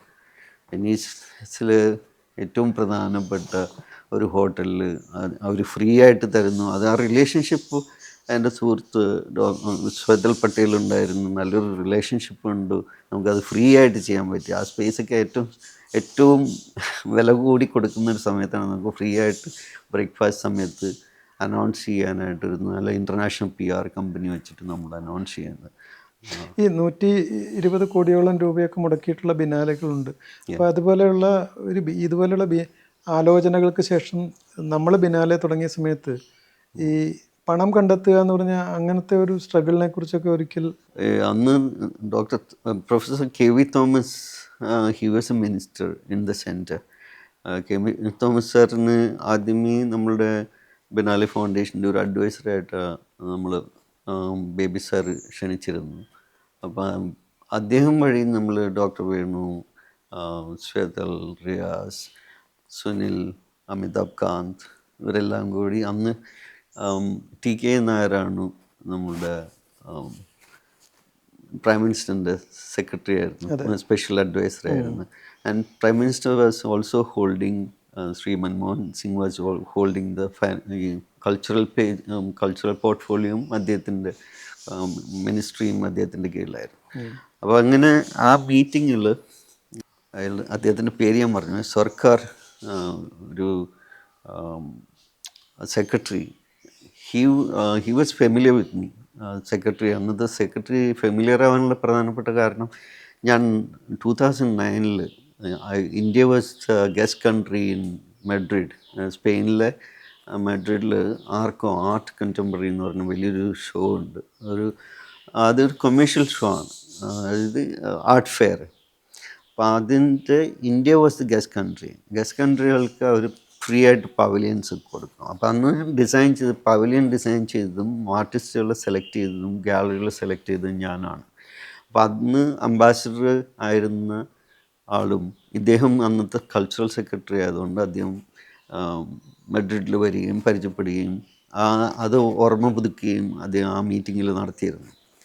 അപ്പോൾ ഹീ സെഡ് ദാറ്റ് നമ്മൾ will send out to the other states and will see what can be done. Money is not a big thing എന്നുള്ള രീതിയിൽ അന്നൊക്കെ സംസാരിച്ചു. പക്ഷേ we never gone back after that meeting. പക്ഷേ we felt that we don't get that funds, we didn't get any kind of access to main people. ആദ്യകാലത്ത് ഗവൺമെൻറ്റിൻ്റെ 5 കോടിയാണ് നമുക്ക് തന്ന കോൺഫിഡൻസ്. 110 കോടിയുടെ കാര്യങ്ങളൊക്കെ നമ്മൾ മറന്നുപോയി ഓൺ ദ വേ. ആദ്യത്തെ സ്പേസ് ഡെവലപ്പ് ചെയ്യുക, വെതർ കൺട്രോൾഡ് ആയിട്ടുള്ള സ്പേസ് ചെയ്യുക, അത് ചെയ്യുകയും വളരെയധികം കോൺട്രവേഴ്സി ഉണ്ടാക്കിയൊരു സംഭവമാണ് അത്. അന്നത്തെ ഓപ്പണിങ്ങിനും നമ്മൾ ലിക്കർ സെർവ് ചെയ്തു, അങ്ങനെയൊക്കെയുള്ള കാര്യങ്ങളൊക്കെ പറയും. So it was quite internationally എങ്ങനെയാണ് ചെയ്യുന്നത് അതുപോലെ തന്നെയാണ് നമ്മളിവിടെയും ചെയ്തിട്ടുള്ളത്. So that controversy is also saddened us. എൻ്റെ ജീവിതത്തിൽ നമ്മളിവിടെ നാട്ടിൽ വന്ന് ഈ I used to do extremely well financially. Exhibitions ആണെങ്കിൽ ഒരു വർഷം ചുരുങ്ങിയത് മൂന്ന് സോളോ ഷോസ് എൻ്റെ ഹിസ്റ്ററി നോക്കിയാൽ അറിയാൻ പറ്റും. 2010 മുമ്പുള്ള. ഇപ്പോൾ 2010 ശേഷം ഞാൻ ചെയ്തിട്ടുള്ളത് 3 ഷോസാണ്. നമ്മൾ 2010 തുടങ്ങി 2025 വരെ നോക്കുകയാണെങ്കിൽ കൊച്ചി മുസ്ലിസ് ബിനാലയിലെ Kochi biennale foundation made a big impact. ലോകത്തിൽ ഏറ്റവും കൂടുതൽ ഇമ്പാക്റ്റ് ഉണ്ടാക്കിയ, ഈ കാലം കൊണ്ടുണ്ടാക്കിയ ഏറ്റവും ചർച്ച ചെയ്യപ്പെടുന്ന ബിനാലകളിലൊന്നാണ്. ഇത്രയും ചർച്ച ചെയ്യപ്പെടുന്നത് ഒരുപക്ഷെ വെനീസ് ബിനാലെ കഴിഞ്ഞ് കഴിഞ്ഞാൽ ഒരുപക്ഷെ നമ്മളുടെ ബിനാലെ ആയിരിക്കും. പിന്നെ ബ്രസീലിൽ സാപ്പോളോ ബിനാലെ, ഇതൊക്കെ സ്റ്റാർട്ട് ചെയ്തിട്ടുണ്ട് 1800. ബിനാലെ എന്ന് പറയുന്നത് വാക്ക് പോലും അറിയാൻ പാടില്ലാത്തൊരു സ്ഥലത്താണ് നമ്മൾ ബിനാലെ ആരംഭിക്കുന്നത്. ഇന്ത്യയിലെ കലാകാരന്മാർ പോലും ബിനാലകൾ ചർച്ച ചെയ്യപ്പെടാത്തൊരു സമയത്താണ് നമ്മൾ ബിനാലെ ആരംഭിക്കുന്നത്. നമ്മൾക്ക് ട്രിനാലെ ഉണ്ടായിരുന്നു. ചരിത്രപരമായിട്ട് ആദ്യത്തെ ട്രിനാലെ ആരംഭിക്കുന്നത് ഇന്ത്യയാണ്. 1968 ഡോക്ടർ മുൽഖരാജ് ആനന്ദും അദ്ദേഹത്തിനൊക്കെ പരിചയപ്പെടാൻ എനിക്ക് പറ്റിയിട്ടുണ്ട്. എൻ്റെ ജീവിതത്തിൽ ഏറ്റവും വലിയ സന്തോഷം ഉണ്ടാകുന്നത് ഇങ്ങനത്തെ കാര്യങ്ങളാണ്. ബോംബെയിൽ അദ്ദേഹം ഒരു ആർട്ട് ക്രിറ്റിക്കും ആർട്ട് റൈറ്റൊക്കെ ആയിരുന്ന സമയത്ത് ഡൽഹിയിലായിരുന്നു. ലളിതകല അക്കാദമിയാണ് ട്രിനാലെ നടത്തിക്കൊണ്ടിരുന്നത്. അത് അൺഫോർച്ചുനേറ്റ്ലി അതില്ലാതെയാവാണ് ചെയ്തത്. എന്താണ് ബിനാലെയോ അല്ലെങ്കിൽ ട്രിനാലകളുടെ ആവശ്യം എന്നൊക്കെ ചോദിക്കുമ്പോൾ എനിക്ക് തോന്നിയിട്ടുള്ള കാര്യം, എൻ്റെ അനുഭവം കൊണ്ട് പറയുന്നത്, എനിക്കൊരിക്കലും ഒറിജിനൽ കലകൾ കാണുവാനുള്ള സാഹചര്യം ഉണ്ടായിരുന്നില്ല. അത് ഒരുക്കി തന്നത് ലോകത്തിൽ നിന്നുള്ള ചിന്തകരുടെയും പ്രവർത്തകരുടെയും കലാപ്രവർത്തകരുടെയും വർക്കുകൾ കാണുവാനുള്ള, ഒറിജിനൽ വർക്കുകൾ കാണുവാനും ചിന്തകൾ അറിയുവാനും ഉണ്ടാക്കിയ സാഹചര്യമാണ് ട്രിനാലെ തന്നിട്ടുള്ളത്. അതാണ് ഇല്ലാതെയായിപ്പോയത്. 2005 300ഓളം കലാകാരന്മാരും ചിന്തകരും ഡൽഹിയിൽ കൂടിച്ചേരുകയും ഗവൺമെൻറ്റിനെ അപ്രോച്ച് ചെയ്യുകയും ചെയ്യാതെ അവർക്ക് കിട്ടാതെ പോയൊരു കാര്യമാണ് ശ്രീ MA ബേബിയും ഡോക്ടർ തോമസ് ഐസക്കും അന്നത്തെ ഗവൺമെൻറ് നമുക്ക് ചെയ്തത്. അതിനുശേഷം എല്ലാ ഗവൺമെൻറ്റുകളും ബിനാലെ അവാർഡുമായിട്ട് സഹകരിച്ച് പോകുന്നുണ്ട്. അപ്പോൾ ഇറ്റ്സ് എ ബ്യൂട്ടിഫുൾ. കേരളത്തിൻ്റെ ബിനാലെക്ക് കിട്ടുന്ന സ്ഥാനം അത് കലാകാരന്മാർ ആരംഭിച്ചു, കലാകാരന്മാർ ക്യൂറേറ്റ് ചെയ്യുന്ന ഏറ്റവും പ്രധാനപ്പെട്ട ലോകത്തിൽ ആരംഭിച്ചിട്ടുള്ള ആദ്യ ബിനാലെ കൊണ്ട് തന്നെയാണെന്നാണ് എനിക്ക് തോന്നുന്നത്. ഇപ്പോൾ കൊച്ചി മുസ്ലിസ് ബിനാലയിൽ ചിത്രകല മാത്രമല്ല ഉള്ളത്. We have performance art, we have theatre, we respect other art forms. അത് ചിത്രകല, പെയിൻറ്റിങ് മാത്രമല്ല കൊച്ചി മുസ്ലിസ് ബിനാലെ. കൊച്ചി മുസ്ലിസ് ബിനാലെ ഒരു യൂണിവേഴ്സിറ്റിയാണ്. കൊച്ചി മുസ്ലിസ് ബിനാലെ അല്ലെങ്കിൽ കൊച്ചി ബിനാലെ എന്ന് പറയുന്നത് ഒരു സമകാലീന ടെമ്പററി ആയിട്ടുള്ള ഒരു മ്യൂസിയമാണ്. അതുപോലെ തന്നെ ടെമ്പററി ആയിട്ടുള്ളൊരു യൂണിവേഴ്സിറ്റിയുമായിട്ടാണ് ഞാൻ കൊച്ചി ബിനാലെ കാണുന്നത്. 4 മാസക്കാലം നടക്കുന്ന ഈ സംഭവം എത്രയെത്രയോ കലാകാരന്മാരുടെ ജീവിതങ്ങൾ മാറ്റിയിട്ടുണ്ട്, എത്രയെത്രയോ ആൾക്കാർക്ക് ജോലികൾ കൊടുത്തിട്ടുണ്ട്. ഇന്ന് ഇന്ത്യയിൽ നടക്കുന്ന പ്രധാനപ്പെട്ട മ്യൂസിയങ്ങളുടെയോ പ്രധാനപ്പെട്ട ഇൻസ്റ്റിറ്റ്യൂഷനുകളുടെ ഹെഡുകളോ അല്ലെങ്കിൽ അത് നടക്കുന്നത് മലയാളികളായിട്ടുള്ളതും മറ്റുള്ള ആൾക്കാർ കൊച്ചി ബിനാലെ വർക്ക് ചെയ്തിട്ടുള്ള ആൾക്കാരാണ്. ഒരു ഇൻ്റർവ്യൂവിൽ നിങ്ങൾ പറഞ്ഞിരുന്നു, ഒരു ബോറിവെല്ലിലെ ഒരു സാമാന്യം നല്ലൊരു ടാക്സ് പെയർ ആയിരുന്നു ഞാൻ. ആ ഒരു സാഹചര്യത്തിൽ നിന്ന് പിന്നെ ഇങ്ങനെ ഇവിടെ വന്നിട്ട് ഈ പണവുമായി ബന്ധപ്പെട്ട ഒരുപാട് കോൺട്രവേഴ്സിയും സംഭവങ്ങളൊക്കെ വന്ന സമയത്ത് നിങ്ങൾ എങ്ങനെയാണ് അതിനെ? ഞാൻ വിറച്ചിട്ടുണ്ട്, സത്യം പറയാമല്ലോ. നമുക്ക് ഈ കള്ളനൊക്കെ വിളിക്കുമ്പോൾ വല്ലാത്ത വിഷമം തോന്നിയിട്ടുണ്ട്. ആദ്യം ആ 2011 എനിക്ക് ആലുവപ്പുഴ അത് ചെറുപ്പത്തിൽ തോന്നിയൊരു ആശ്രമത്തിൽ പോയപ്പോൾ നമുക്ക് ഓരോ സ്ഥലങ്ങളും അദ്വൈതാശ്രമം. അദ്വൈതാശ്രമത്തിലേക്ക് പോയപ്പോൾ അത് 7ാമത്തെ വയസ്സിലും കണ്ടങ്ങാണ് പോയത്. കൊച്ചുകുട്ടിയായിരുന്ന സമയത്ത് അതൊക്കെ I use to remember like beautiful that river. Periyar റിവറും ആലുവ ശിവരാത്രി മണപ്പുറവും ഓപ്പോസിറ്റാണ് ആ സ്പേസ്. എൻ്റെ ഒരു സുഹൃത്ത് അദ്ദേഹം മരിച്ചുപോയി, പോളി പോളി AP കുര്യൻ്റെ മകനാണ് അദ്ദേഹത്തിന്. അദ്ദേഹം പറഞ്ഞു, അദ്ദേഹത്തിനോട് ഞാൻ പറഞ്ഞു, എൻ്റെ സുഹൃത്തായതുകൊണ്ട് ഞങ്ങൾ ഒരുമിച്ച് പഠിച്ച പോളി എവിടെയെങ്കിലും എന്തെങ്കിലും സ്പേസ് ഉണ്ടെങ്കിൽ ആലുവയ്ക്ക് അടുത്ത് ഉണ്ടെങ്കിൽ എന്നോടൊന്ന് പറയണം എന്ന് ഞാൻ പറഞ്ഞിട്ട് ഉണ്ടായിരുന്നു. So fortunately he told me that ഒരു സ്പേസ് ഉണ്ട് പാലസിനും ആശ്രമത്തിനും ഇടയ്ക്ക്. അങ്ങനെ ആ പാലസിനും ആശ്രമത്തിനും ഇടയ്ക്കുള്ള 1.2 ഏക്കർ സ്ഥലമാണ്. പക്ഷെ വളരെ എക്സ്പെൻസീവ് ആണെന്ന് പറഞ്ഞു. ഞാൻ പറഞ്ഞു ദാറ്റ്സ് ഓക്കെ. ആ സമയത്ത് വളരെ വലിയ തുക കൊടുത്ത് മേടിച്ചൊരു സ്ഥലമാണത്. മേടിച്ചത് കഴിഞ്ഞ് എനിക്കൊരു മ്യൂസിയം ഉണ്ടാക്കണമെന്ന് ആഗ്രഹം ഉണ്ടായിരുന്നു കേരളത്തിൽ. എൻ്റെ കയ്യിൽ നല്ല കളക്ഷനുണ്ട് കലാകാരന്മാരുടെ. അപ്പോൾ I think it is important to have conversation. അത് മനുഷ്യനായാലും സ്പേസസ് ആയാലും കലയായാലും അതിനുള്ള ലൊക്കേഷൻസ് ക്രിയേറ്റ് ചെയ്യുക എന്നുള്ള ആശയത്തോട് കൂടിയിട്ടാണ് ഞാൻ മ്യൂസിയം ഡിസൈൻ ചെയ്യുന്നത്. ആ ഡിസൈൻ 2000 അത് പിന്നീട് ഞാൻ ഗോസ്റ്റ് എന്ന് പറഞ്ഞൊരു ഷോ ലണ്ടനിൽ ചെയ്ത് അതിലേക്ക് കൊടുത്തു ആ model. Because it is A ghost നാ. അതൊരു അസ്ഥികൂടമായിട്ട് ആ സ്പേസ് നിൽക്കുകയാണ്. ഈ മ്യൂസിയത്തിനെ കുറിച്ച് മ്യൂസിയം ആ സ്പേസും 17 വർഷമായിട്ട് ആ സ്പേസ് അങ്ങനെ കിടക്കുകയാണ്. I feel very bad. I want to അതിലേക്ക് അതിൽ വീണ്ടും റീ ഓപ്പൺ ചെയ്യാനുള്ളൊരു സാധ്യത ഉണ്ടല്ലോ ഇനി. മ്യൂസിയമായിട്ടായിരിക്കില്ല, ഒരു പക്ഷേ വേറെ കാഴ്ചപ്പാടുകൾ, ജീവിതത്തിൽ മാറ്റങ്ങൾ വരാമല്ലോ. അപ്പോൾ this is a big step that stepping back from the Biennale. പക്ഷേ ഡെഫിനറ്റ്ലി ഞാൻ ബിനാലെ എല്ലാ തരത്തിലും ഞാൻ എൻ്റെ കൂടെ ഉണ്ടാകും. കുറച്ചുകൂടെ സമയമെടുത്ത് ആലോചിച്ച് കൊച്ചി തന്നെയായിരിക്കും മിക്കവാറും ഞാൻ എൻ്റെ. കുറച്ചുകൂടെ സമയമെടുത്ത് ആലോചിച്ച് ഇനിയുള്ള കാര്യങ്ങൾ അങ്ങനെയാണോ? ആദ്യം സമയമൊന്നും നമുക്ക് I don't like space, too much space. കുറച്ച് സ്പേസ് ഇടുന്നത് എല്ലാത്തിലും നല്ലതാണെന്ന് വിശ്വസിക്കുന്ന ഒരാളാണ്. പക്ഷെ നോട്ട് ടു മച്ച് സ്പേസ്. വളരെയധികം ദുഃഖമുള്ളൊരു സമയമാണ്. ദുഃഖം എന്ന് പറഞ്ഞാൽ അതും മാറി നിൽക്കുന്നു എന്നുള്ളൊരു സാധനം. പക്ഷേ I am very very happy that ഇത് സ്വരം നന്നാവുമ്പോൾ പാട്ട് നിർത്താമെന്ന് പറയുന്നത്. And with high note. That is what I feel. ലോകം മുഴുവൻ നല്ല വാർത്തകൾ ബിനാലെക്കുറിച്ച്, നിഖിൽ ചോപ്ര ക്യൂറേറ്റ് ചെയ്ത ഷോവും പിന്നെ സാമ്പത്തികപരമായിട്ട് ബിനാലെ ഫൗണ്ടേഷൻ കുഴപ്പമില്ലാത്ത, അതായത് നമുക്ക് ബിനാലെ ഫൗണ്ടേഷനിൽ വളരെയധികം മാറ്റങ്ങൾ വരുത്തിയിരുന്നു.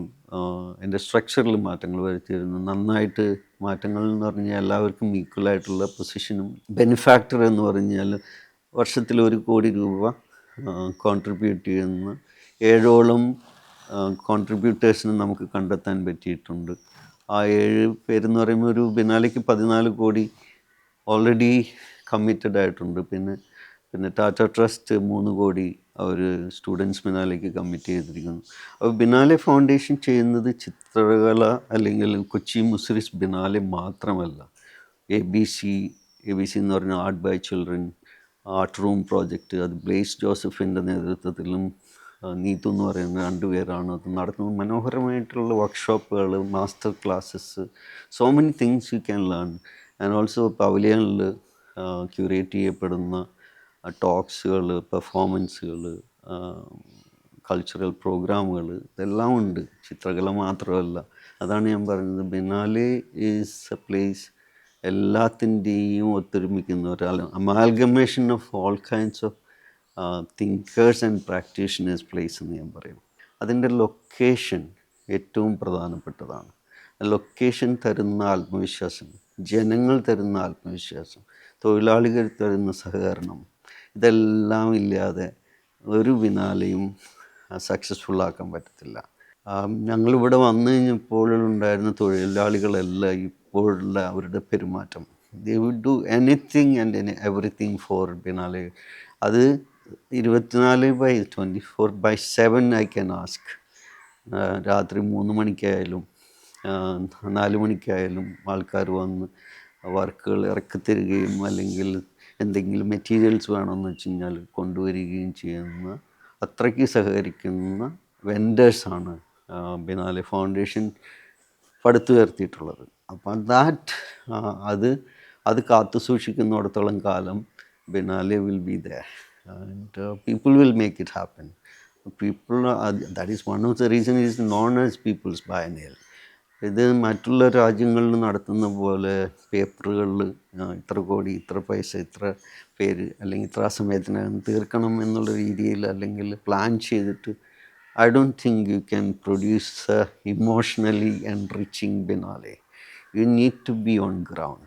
ഞാൻ കണ്ടിട്ടുണ്ട് വളരെയധികം സൂപ്പർ സ്റ്റാറുകളായിട്ടുള്ള ക്യൂറേറ്റേഴ്സ് ക്യൂറേറ്റ് ചെയ്തിട്ടുള്ള വെനീസ് ബിനാലെ ആയാലും ഏതൊരു ബിനാലെ ആയാലും ബിനാലെ ഡയറക്ടേഴ്സ് അല്ലെങ്കിൽ അതിൻ്റെ ക്യൂറേറ്റേഴ്സ് സാധാരണ അവിടെ ഓപ്പണിംഗ് പീരീഡിൽ പ്രസ് കോൺഫറൻസിൽ വരുന്നു, അല്ലെങ്കിൽ ഓപ്പണിംഗ് സെറിമണി പങ്കെടുക്കുന്നു.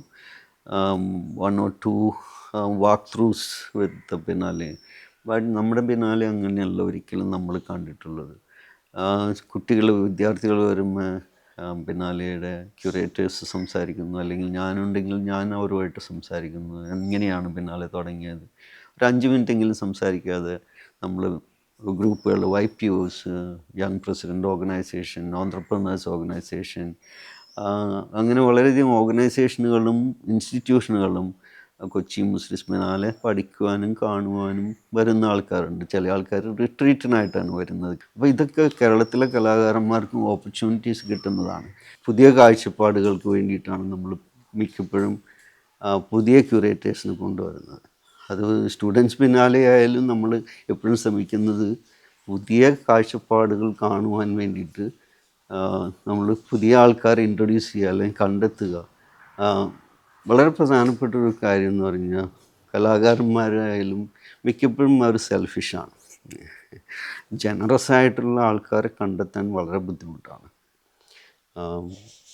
ഞാൻ തെറ്റു പറയത്തില്ല, ചില ആൾക്കാർ സ്റ്റുഡിയോ പെയിൻറ്റേഴ്സാണ്, ദേ നെവർ ചേഞ്ച് ചെയ്യണം. സെൽഫിഷ് എന്ന് പറഞ്ഞാൽ സെൽഫിഷ് എന്ന് പറഞ്ഞാൽ എൻ്റെ കല, എൻ്റെ പ്രവർത്തനം, എൻ്റെ ജീവിതം, അങ്ങനെ ജീവിക്കുന്ന കുറേ കലാകാരന്മാരുണ്ട്. They do fantastic work.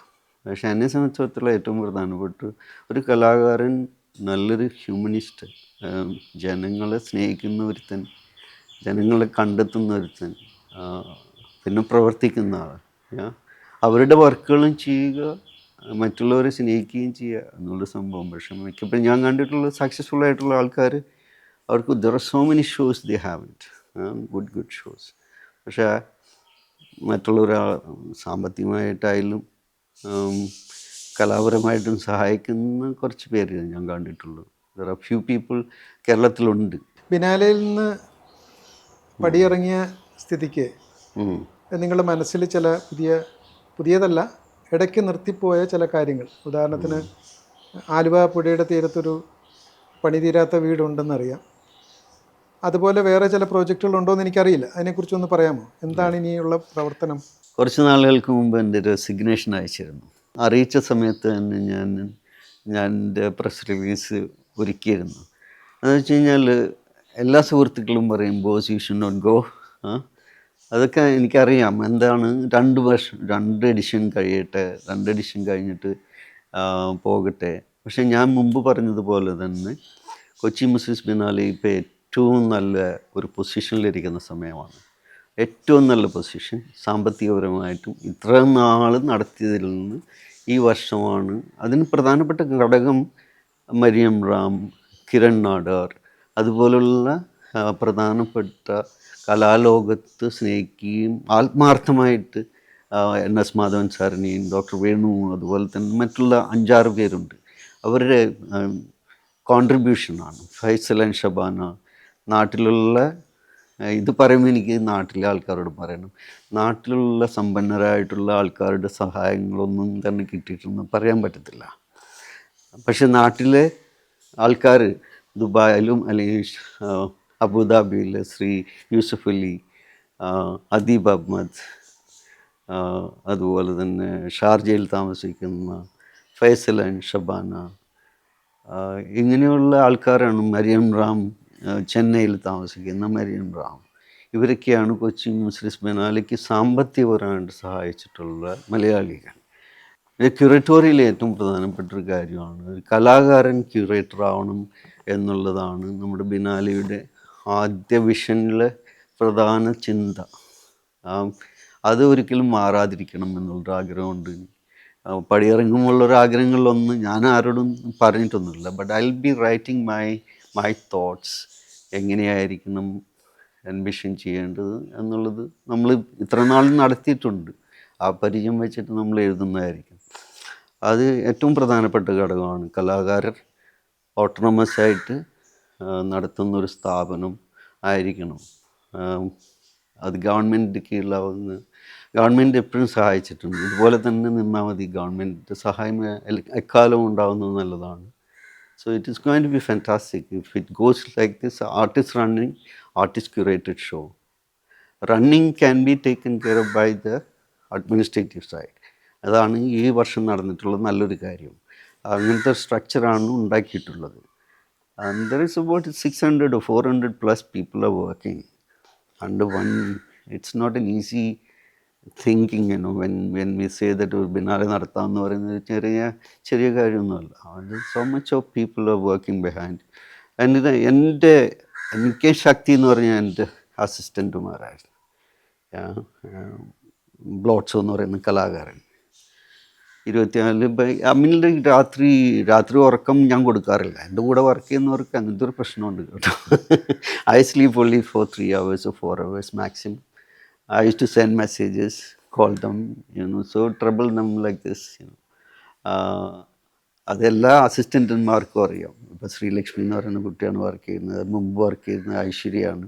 So we use to live together, work together. അങ്ങനെയുള്ളൊരു 24/7 kind of life. I have some major plans for Kochi. അത് ഉടനെ തന്നെ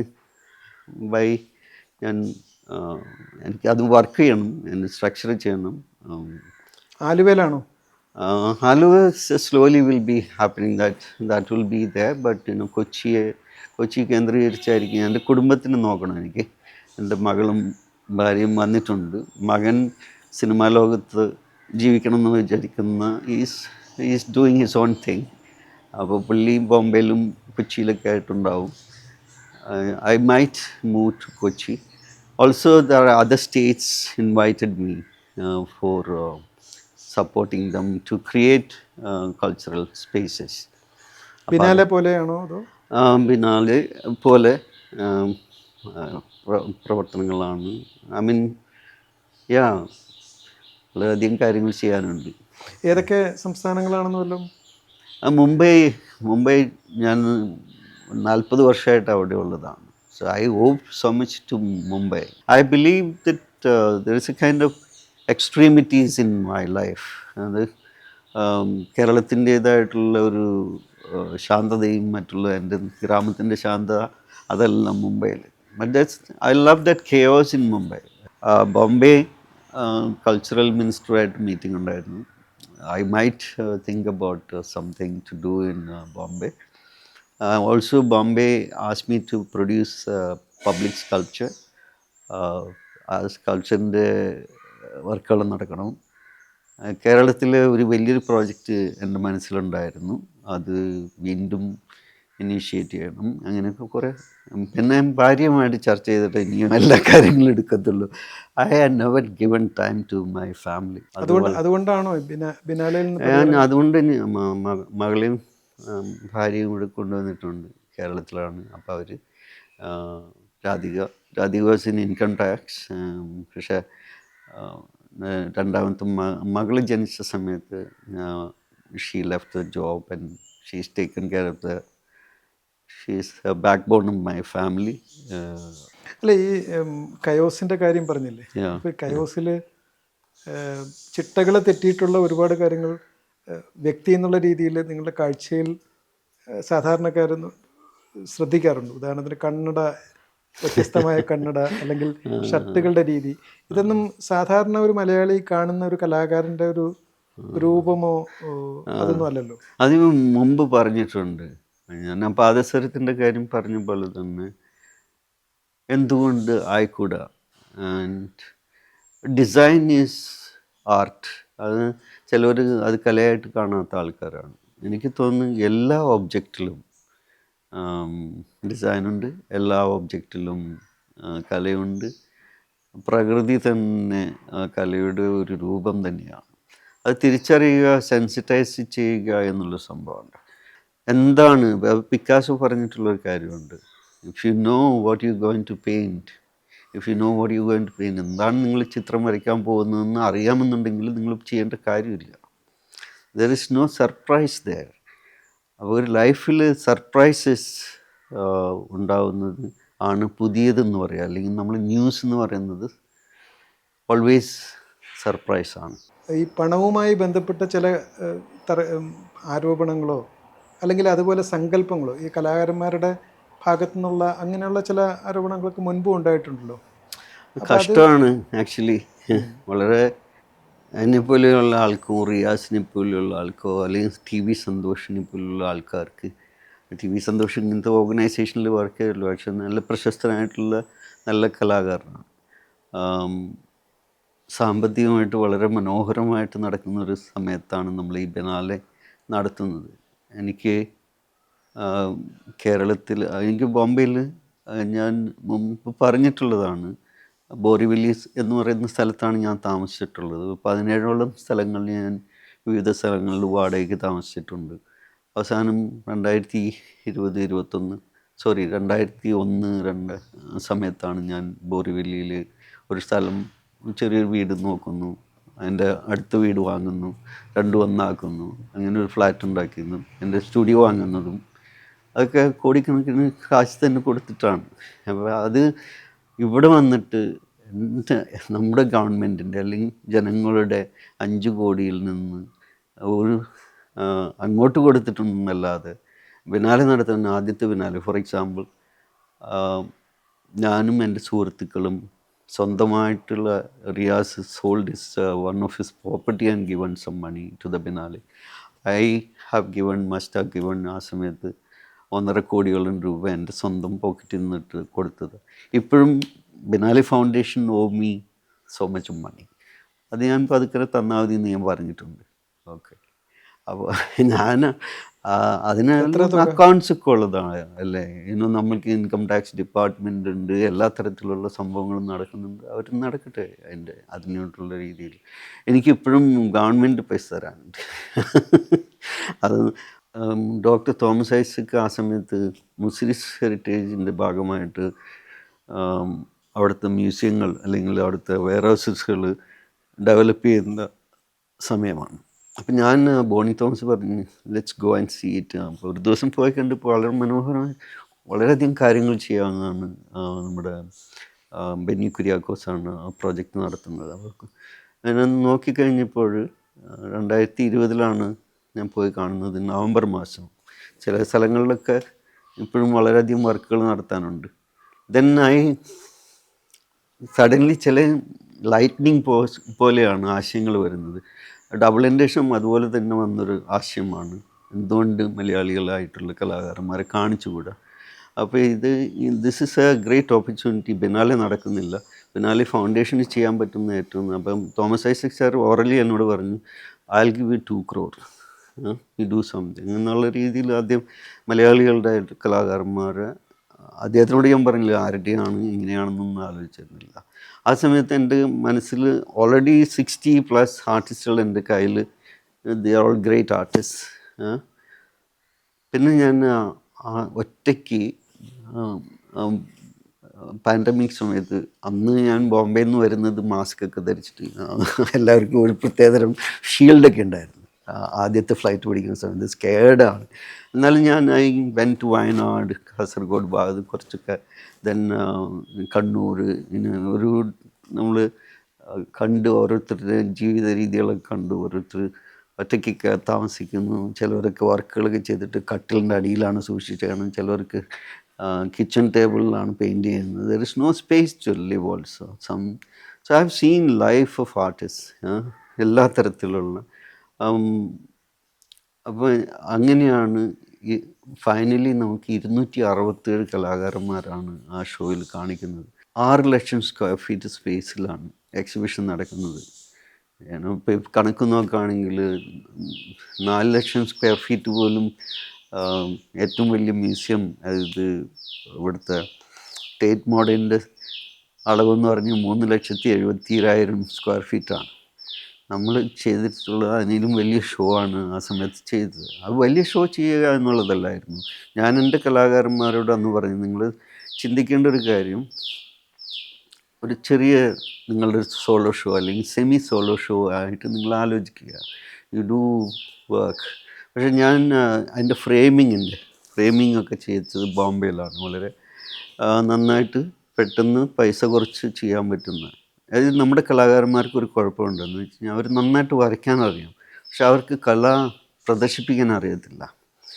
beautiful work, great work, but when the place the work, പൊളിഞ്ഞ അല്ലെങ്കിൽ വല്ലാത്ത രീതിയിലുള്ള ഫ്രെയിമുകളും ഉള്ള രീതികളും. ചില വർക്കുകൾക്ക് ഫ്രെയിമിൻ്റെ ആവശ്യമേ ഇല്ല. പക്ഷേ അത് പഠിക്കേണ്ട ഒരു കാര്യമാണ്.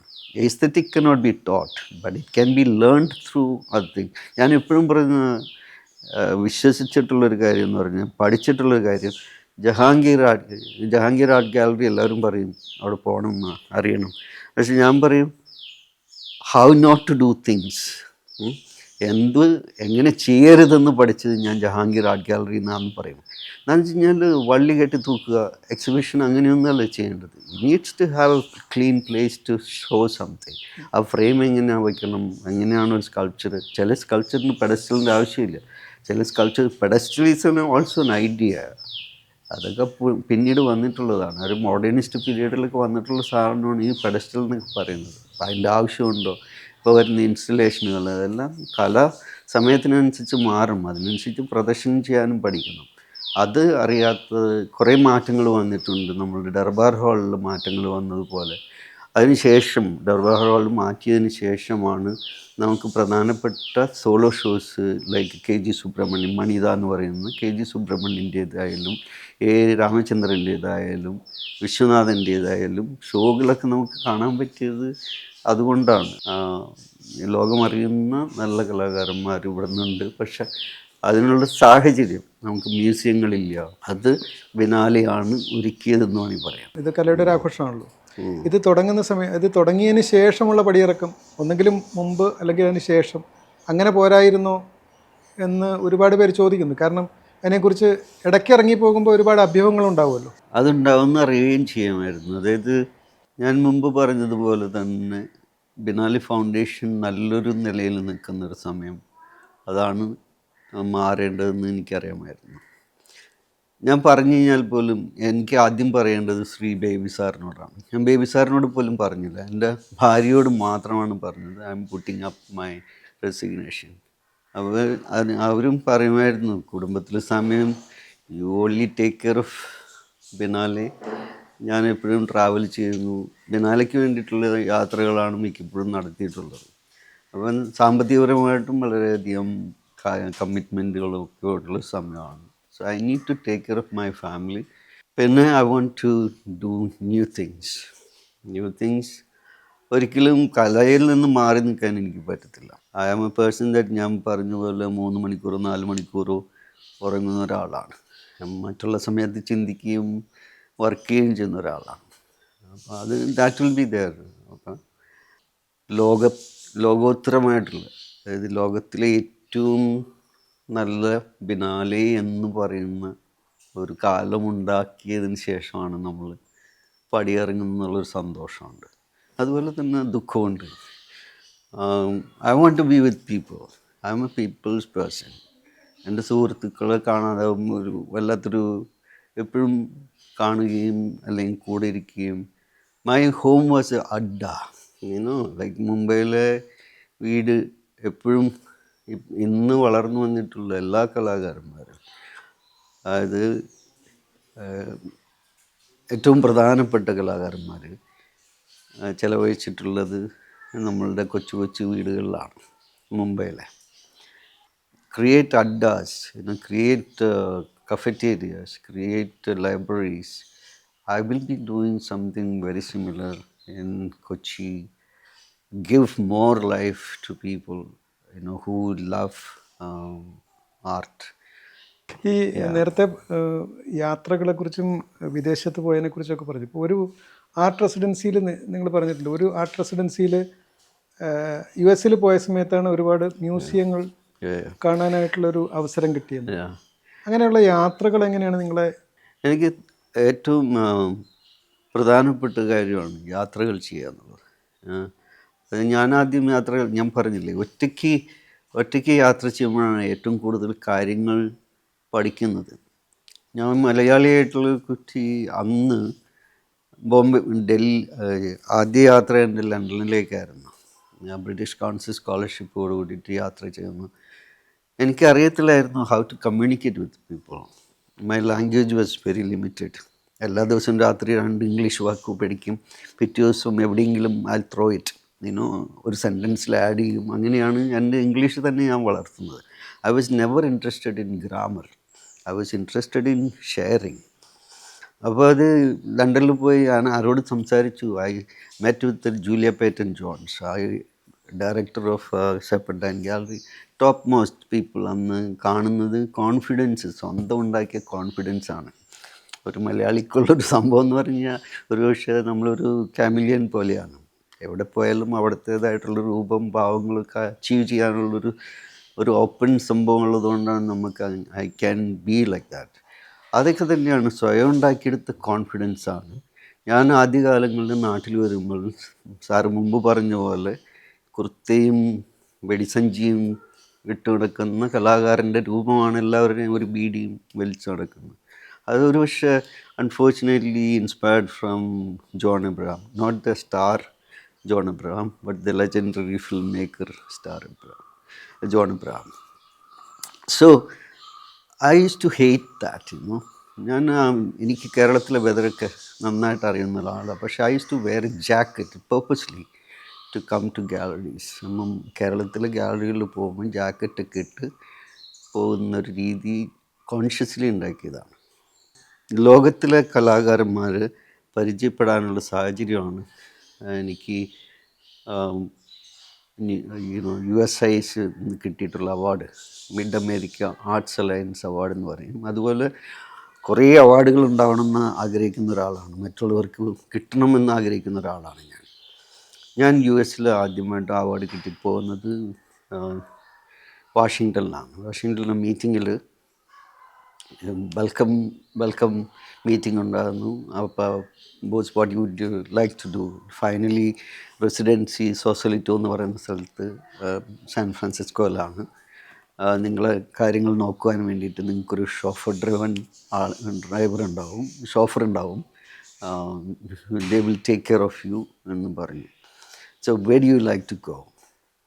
എൻ്റെ മനസ്സിൽ എന്താണെന്ന് വെച്ച് കഴിഞ്ഞാൽ ആ സമയത്ത് ഞാൻ പറഞ്ഞതുപോലെ I was an avid reader or I was interested in who is who in the international art, music, theatre, film, architecture, എല്ലാ സാധനങ്ങളും ഞാൻ വായിച്ചു.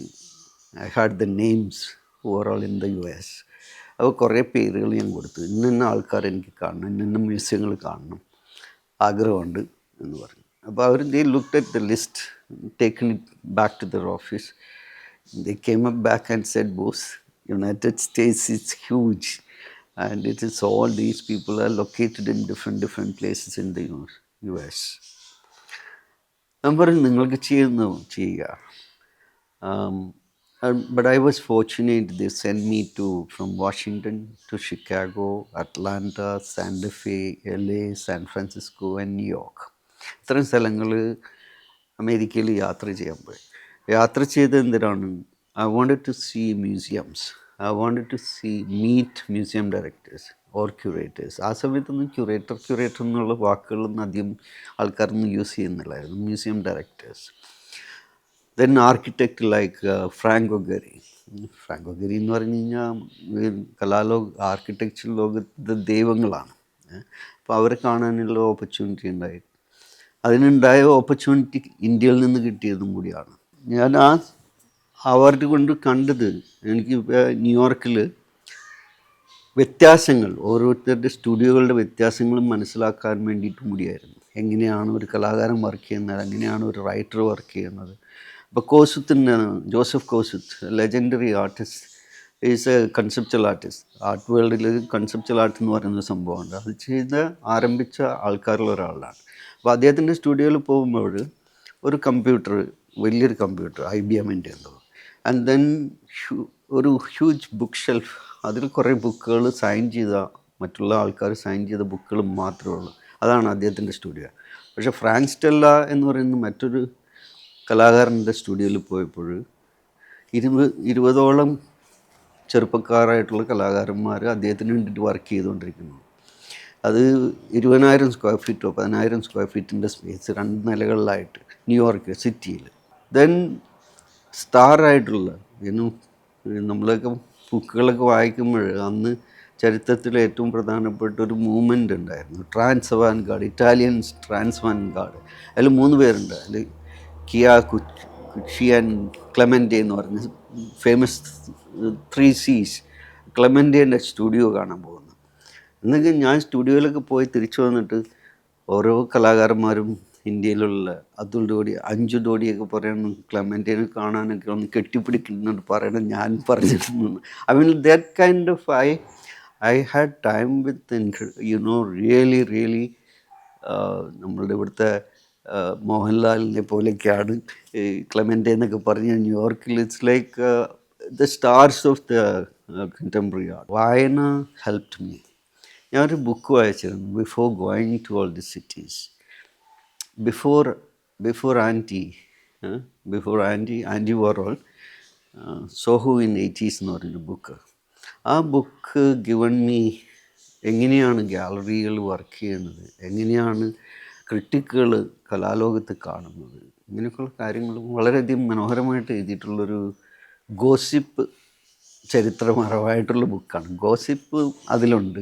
എങ്ങനെയാണ് ഒരു ഗാലറിസ്റ്റ് ഒരു കലാകാരനെ ഉപയോഗിക്കുന്നത്, ഒരു കലാകാരൻ എങ്ങനെയാണ് ആ ഗാലറിസ്റ്റിനെ പാഠം പഠിപ്പിക്കുന്നത്, അങ്ങനെ കുറേ കാര്യങ്ങൾ ഭയങ്കര രസമായിട്ടുള്ള ബുക്കുകളൊക്കെ ഉണ്ട്.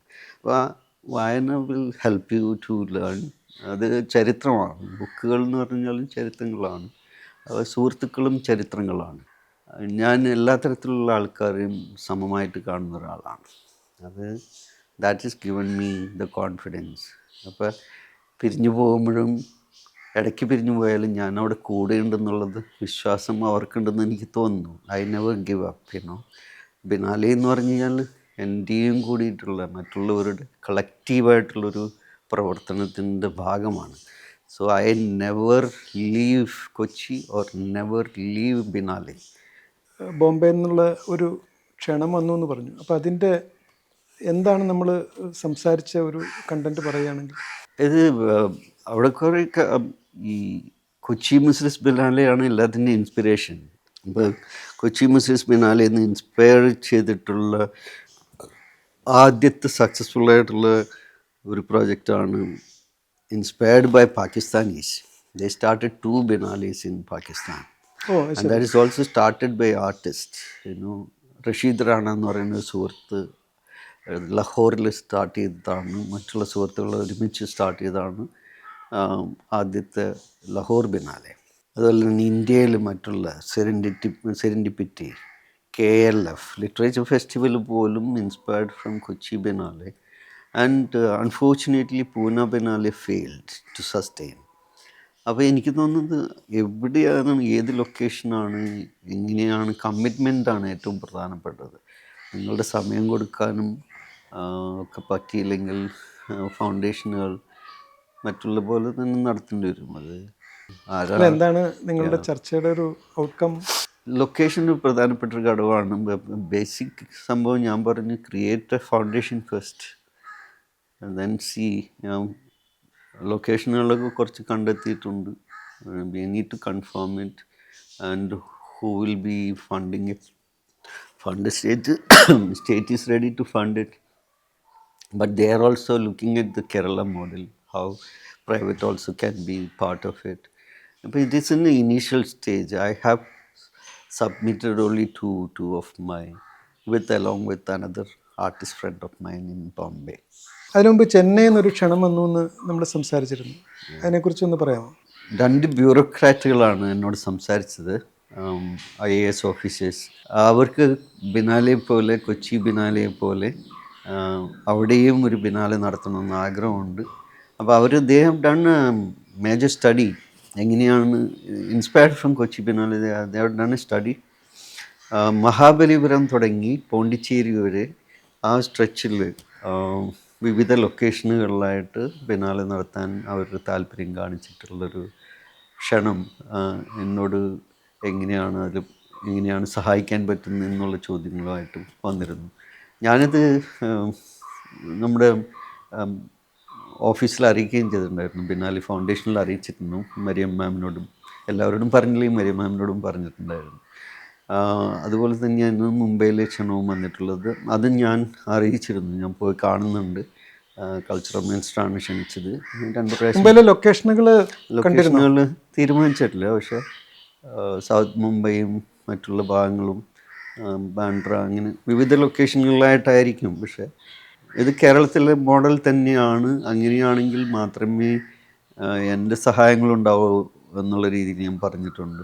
പക്ഷെ കേരളത്തിലെ പോലെ ഒരു ബിനാലെയും നടത്താൻ പറ്റത്തില്ല. Kochi is always going to be, അതിൻ്റെ ലൊക്കേഷനാണ് ഏറ്റവും പ്രധാനപ്പെട്ട. മനോഹരമായിട്ടുള്ള ജനസമൂഹവും കൾച്ചറൽ കോൺഫ്ലുവൻസുമാണ് കൊച്ചിയുടെ വിജയത്തിന് കാരണം. ആ കോസ്മോപൊളിറ്റനിസമാണ്. അത് വേറെ എങ്ങും ഇല്ലാത്തതാണ്. മറ്റുള്ളിടത്തും വിവിധ രാജ്യങ്ങളിൽ നിന്നും സംസ്ഥാനങ്ങളിൽ നിന്നും വന്ന് താമസിക്കുന്ന ആൾക്കാരുണ്ട്. പക്ഷേ കൊച്ചിക്ക് മുസിരിസ് കൊടുത്തിട്ടുള്ള ഒരു സ്ട്രെങ്ത്ത്, ആ കൾച്ചറൽ മെൽറ്റിംഗ് പോട്ട് എന്നൊക്കെ പറയുന്ന സ്ഥലമാണ് കൊച്ചി. അതെങ്ങും ക്രിയേറ്റ് ചെയ്യാൻ പറ്റത്തില്ല. ഒരു വിദ്യാഭ്യാസ സ്ഥാപനമാണ് കൾച്ചറൽ ഫെസ്റ്റിവൽസ്. അത് ടെമ്പററി ആയിരിക്കുന്നതായിരിക്കും ഏറ്റവും മനോഹരം. സ്ഥിരമായിട്ട് ഒരു സംഭവം ഞാൻ പറയാറില്ല. I believe that temporality got much more offerings than permanent thing. ഒരു സ്ഥാപനം ഇപ്പം നിലനിൽക്കുന്നുണ്ടെങ്കിൽ ആൾക്കാർ പറയും it is existing there, take it for granted. അപ്പോൾ അങ്ങനത്തെ ഒരു സിറ്റുവേഷൻ ബിനാലകൾക്കില്ല. ബിനാലകൾ വന്നും പോയിക്കൊണ്ടിരിക്കുന്നു, പുതുക്കിക്കൊണ്ടിരിക്കുന്നു. പുതിയ ആശയങ്ങളും പുതിയ ചിന്തകളും വരുന്ന ഒരു സ്പേസ് ക്രിയേറ്റ് ചെയ്യാൻ പറ്റും. അത് ഞാൻ മറ്റുള്ള ക്ഷണങ്ങൾ, മറ്റുള്ള സംസ്ഥാനങ്ങൾ, ഒറീസയിൽ നിന്ന് വന്നിട്ടുണ്ടായിരുന്നു. അത് ഒരു 2 വർഷം മുമ്പാണ് വന്നിട്ടുള്ളത്.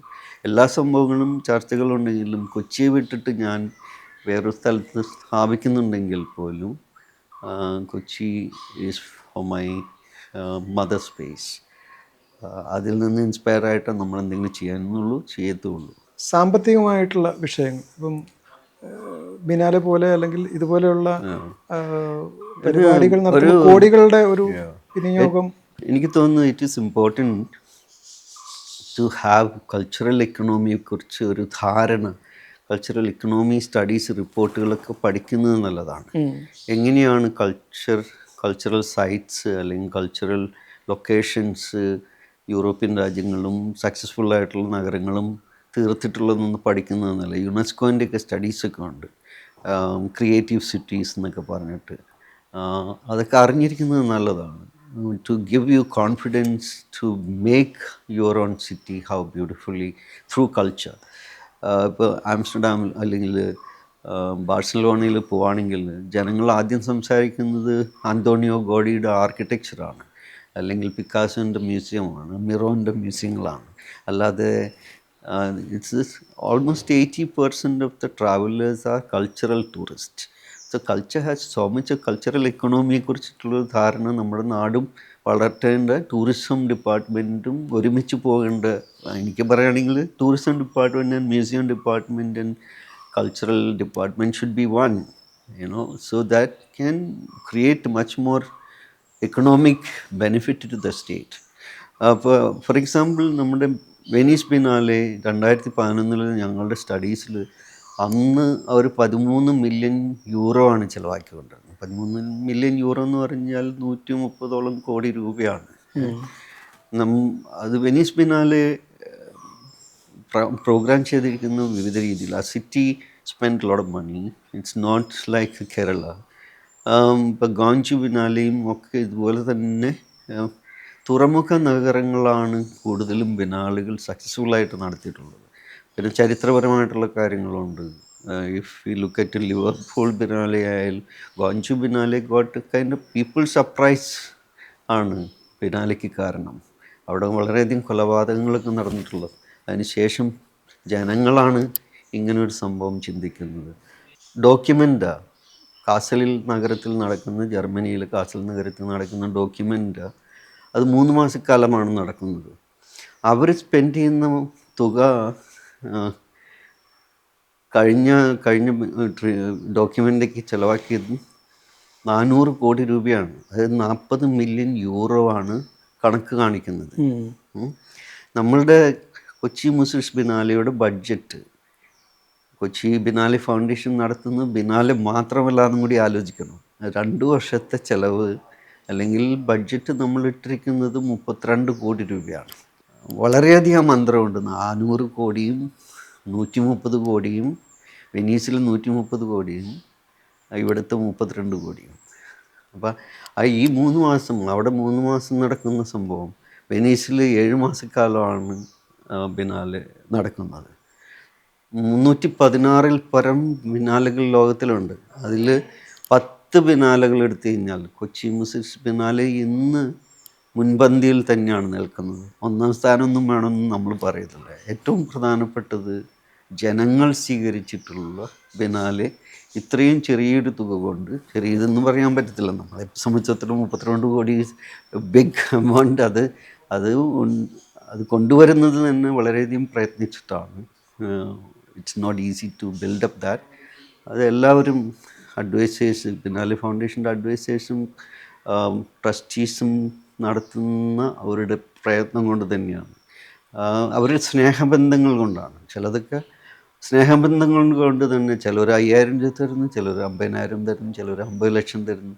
അതെല്ലാം കൊച്ചി കൊടുത്തിട്ടുള്ള സ്നേഹം, നമ്മളുടെ സുഹൃത്ത് ബന്ധങ്ങൾ, എല്ലാവരും ഇവിടെ റിലേഷൻഷിപ്പ്, ഈ ട്രസ്റ്റ് എന്ന് പറയുന്നത്, അതിൽ വിശ്വാസം വളർന്നു വരുന്നൊരു സംഭവമാണ്. വിശ്വാസം പഠിപ്പിക്കാൻ പറ്റില്ല, അത് സത്യം പോലെ തന്നെയാണ്.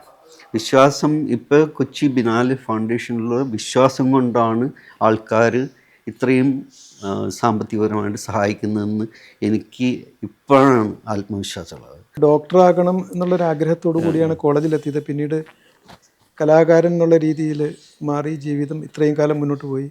ജീവിതത്തെ മൊത്തത്തിൽ നോക്കുമ്പം നിങ്ങൾ സംതൃപ്തനാണോ? എങ്ങനെയാണ്?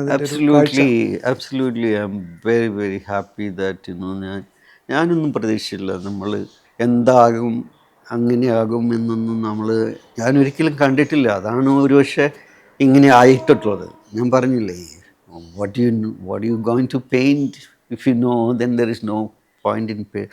ഇപ്പോൾ ചില ആൾക്കാർ ഈ ജാതകം നോക്കും, കൈ നോക്കും. എനിക്ക് പേടിയാണത്. അറിഞ്ഞു കഴിഞ്ഞാൽ പിന്നെ അതുപോലെ ജീവിക്കത്തുള്ളൂ, പിന്നെ ജീവിച്ചിട്ട് കാര്യമില്ല എന്നുള്ളൊരു തോന്നലുണ്ട് എനിക്ക്. അപ്പോൾ അത് ഒന്നും അറിയാതിരിക്കട്ടെ, കണ്ടെത്തുക, എക്സ്പ്ലോർ അതാണ് മനോഹരം എന്ന് തോന്നുന്നു. അപ്പോൾ എല്ലാ ആശംസകളും. വളരെയധികം സന്തോഷം. ഈ ചോദ്യങ്ങളിൽ വളരെ പ്രധാനപ്പെട്ട ചോദ്യങ്ങളാണ് താങ്കൾ ചോദിച്ചത്. കാത്തിരിക്കുന്നു.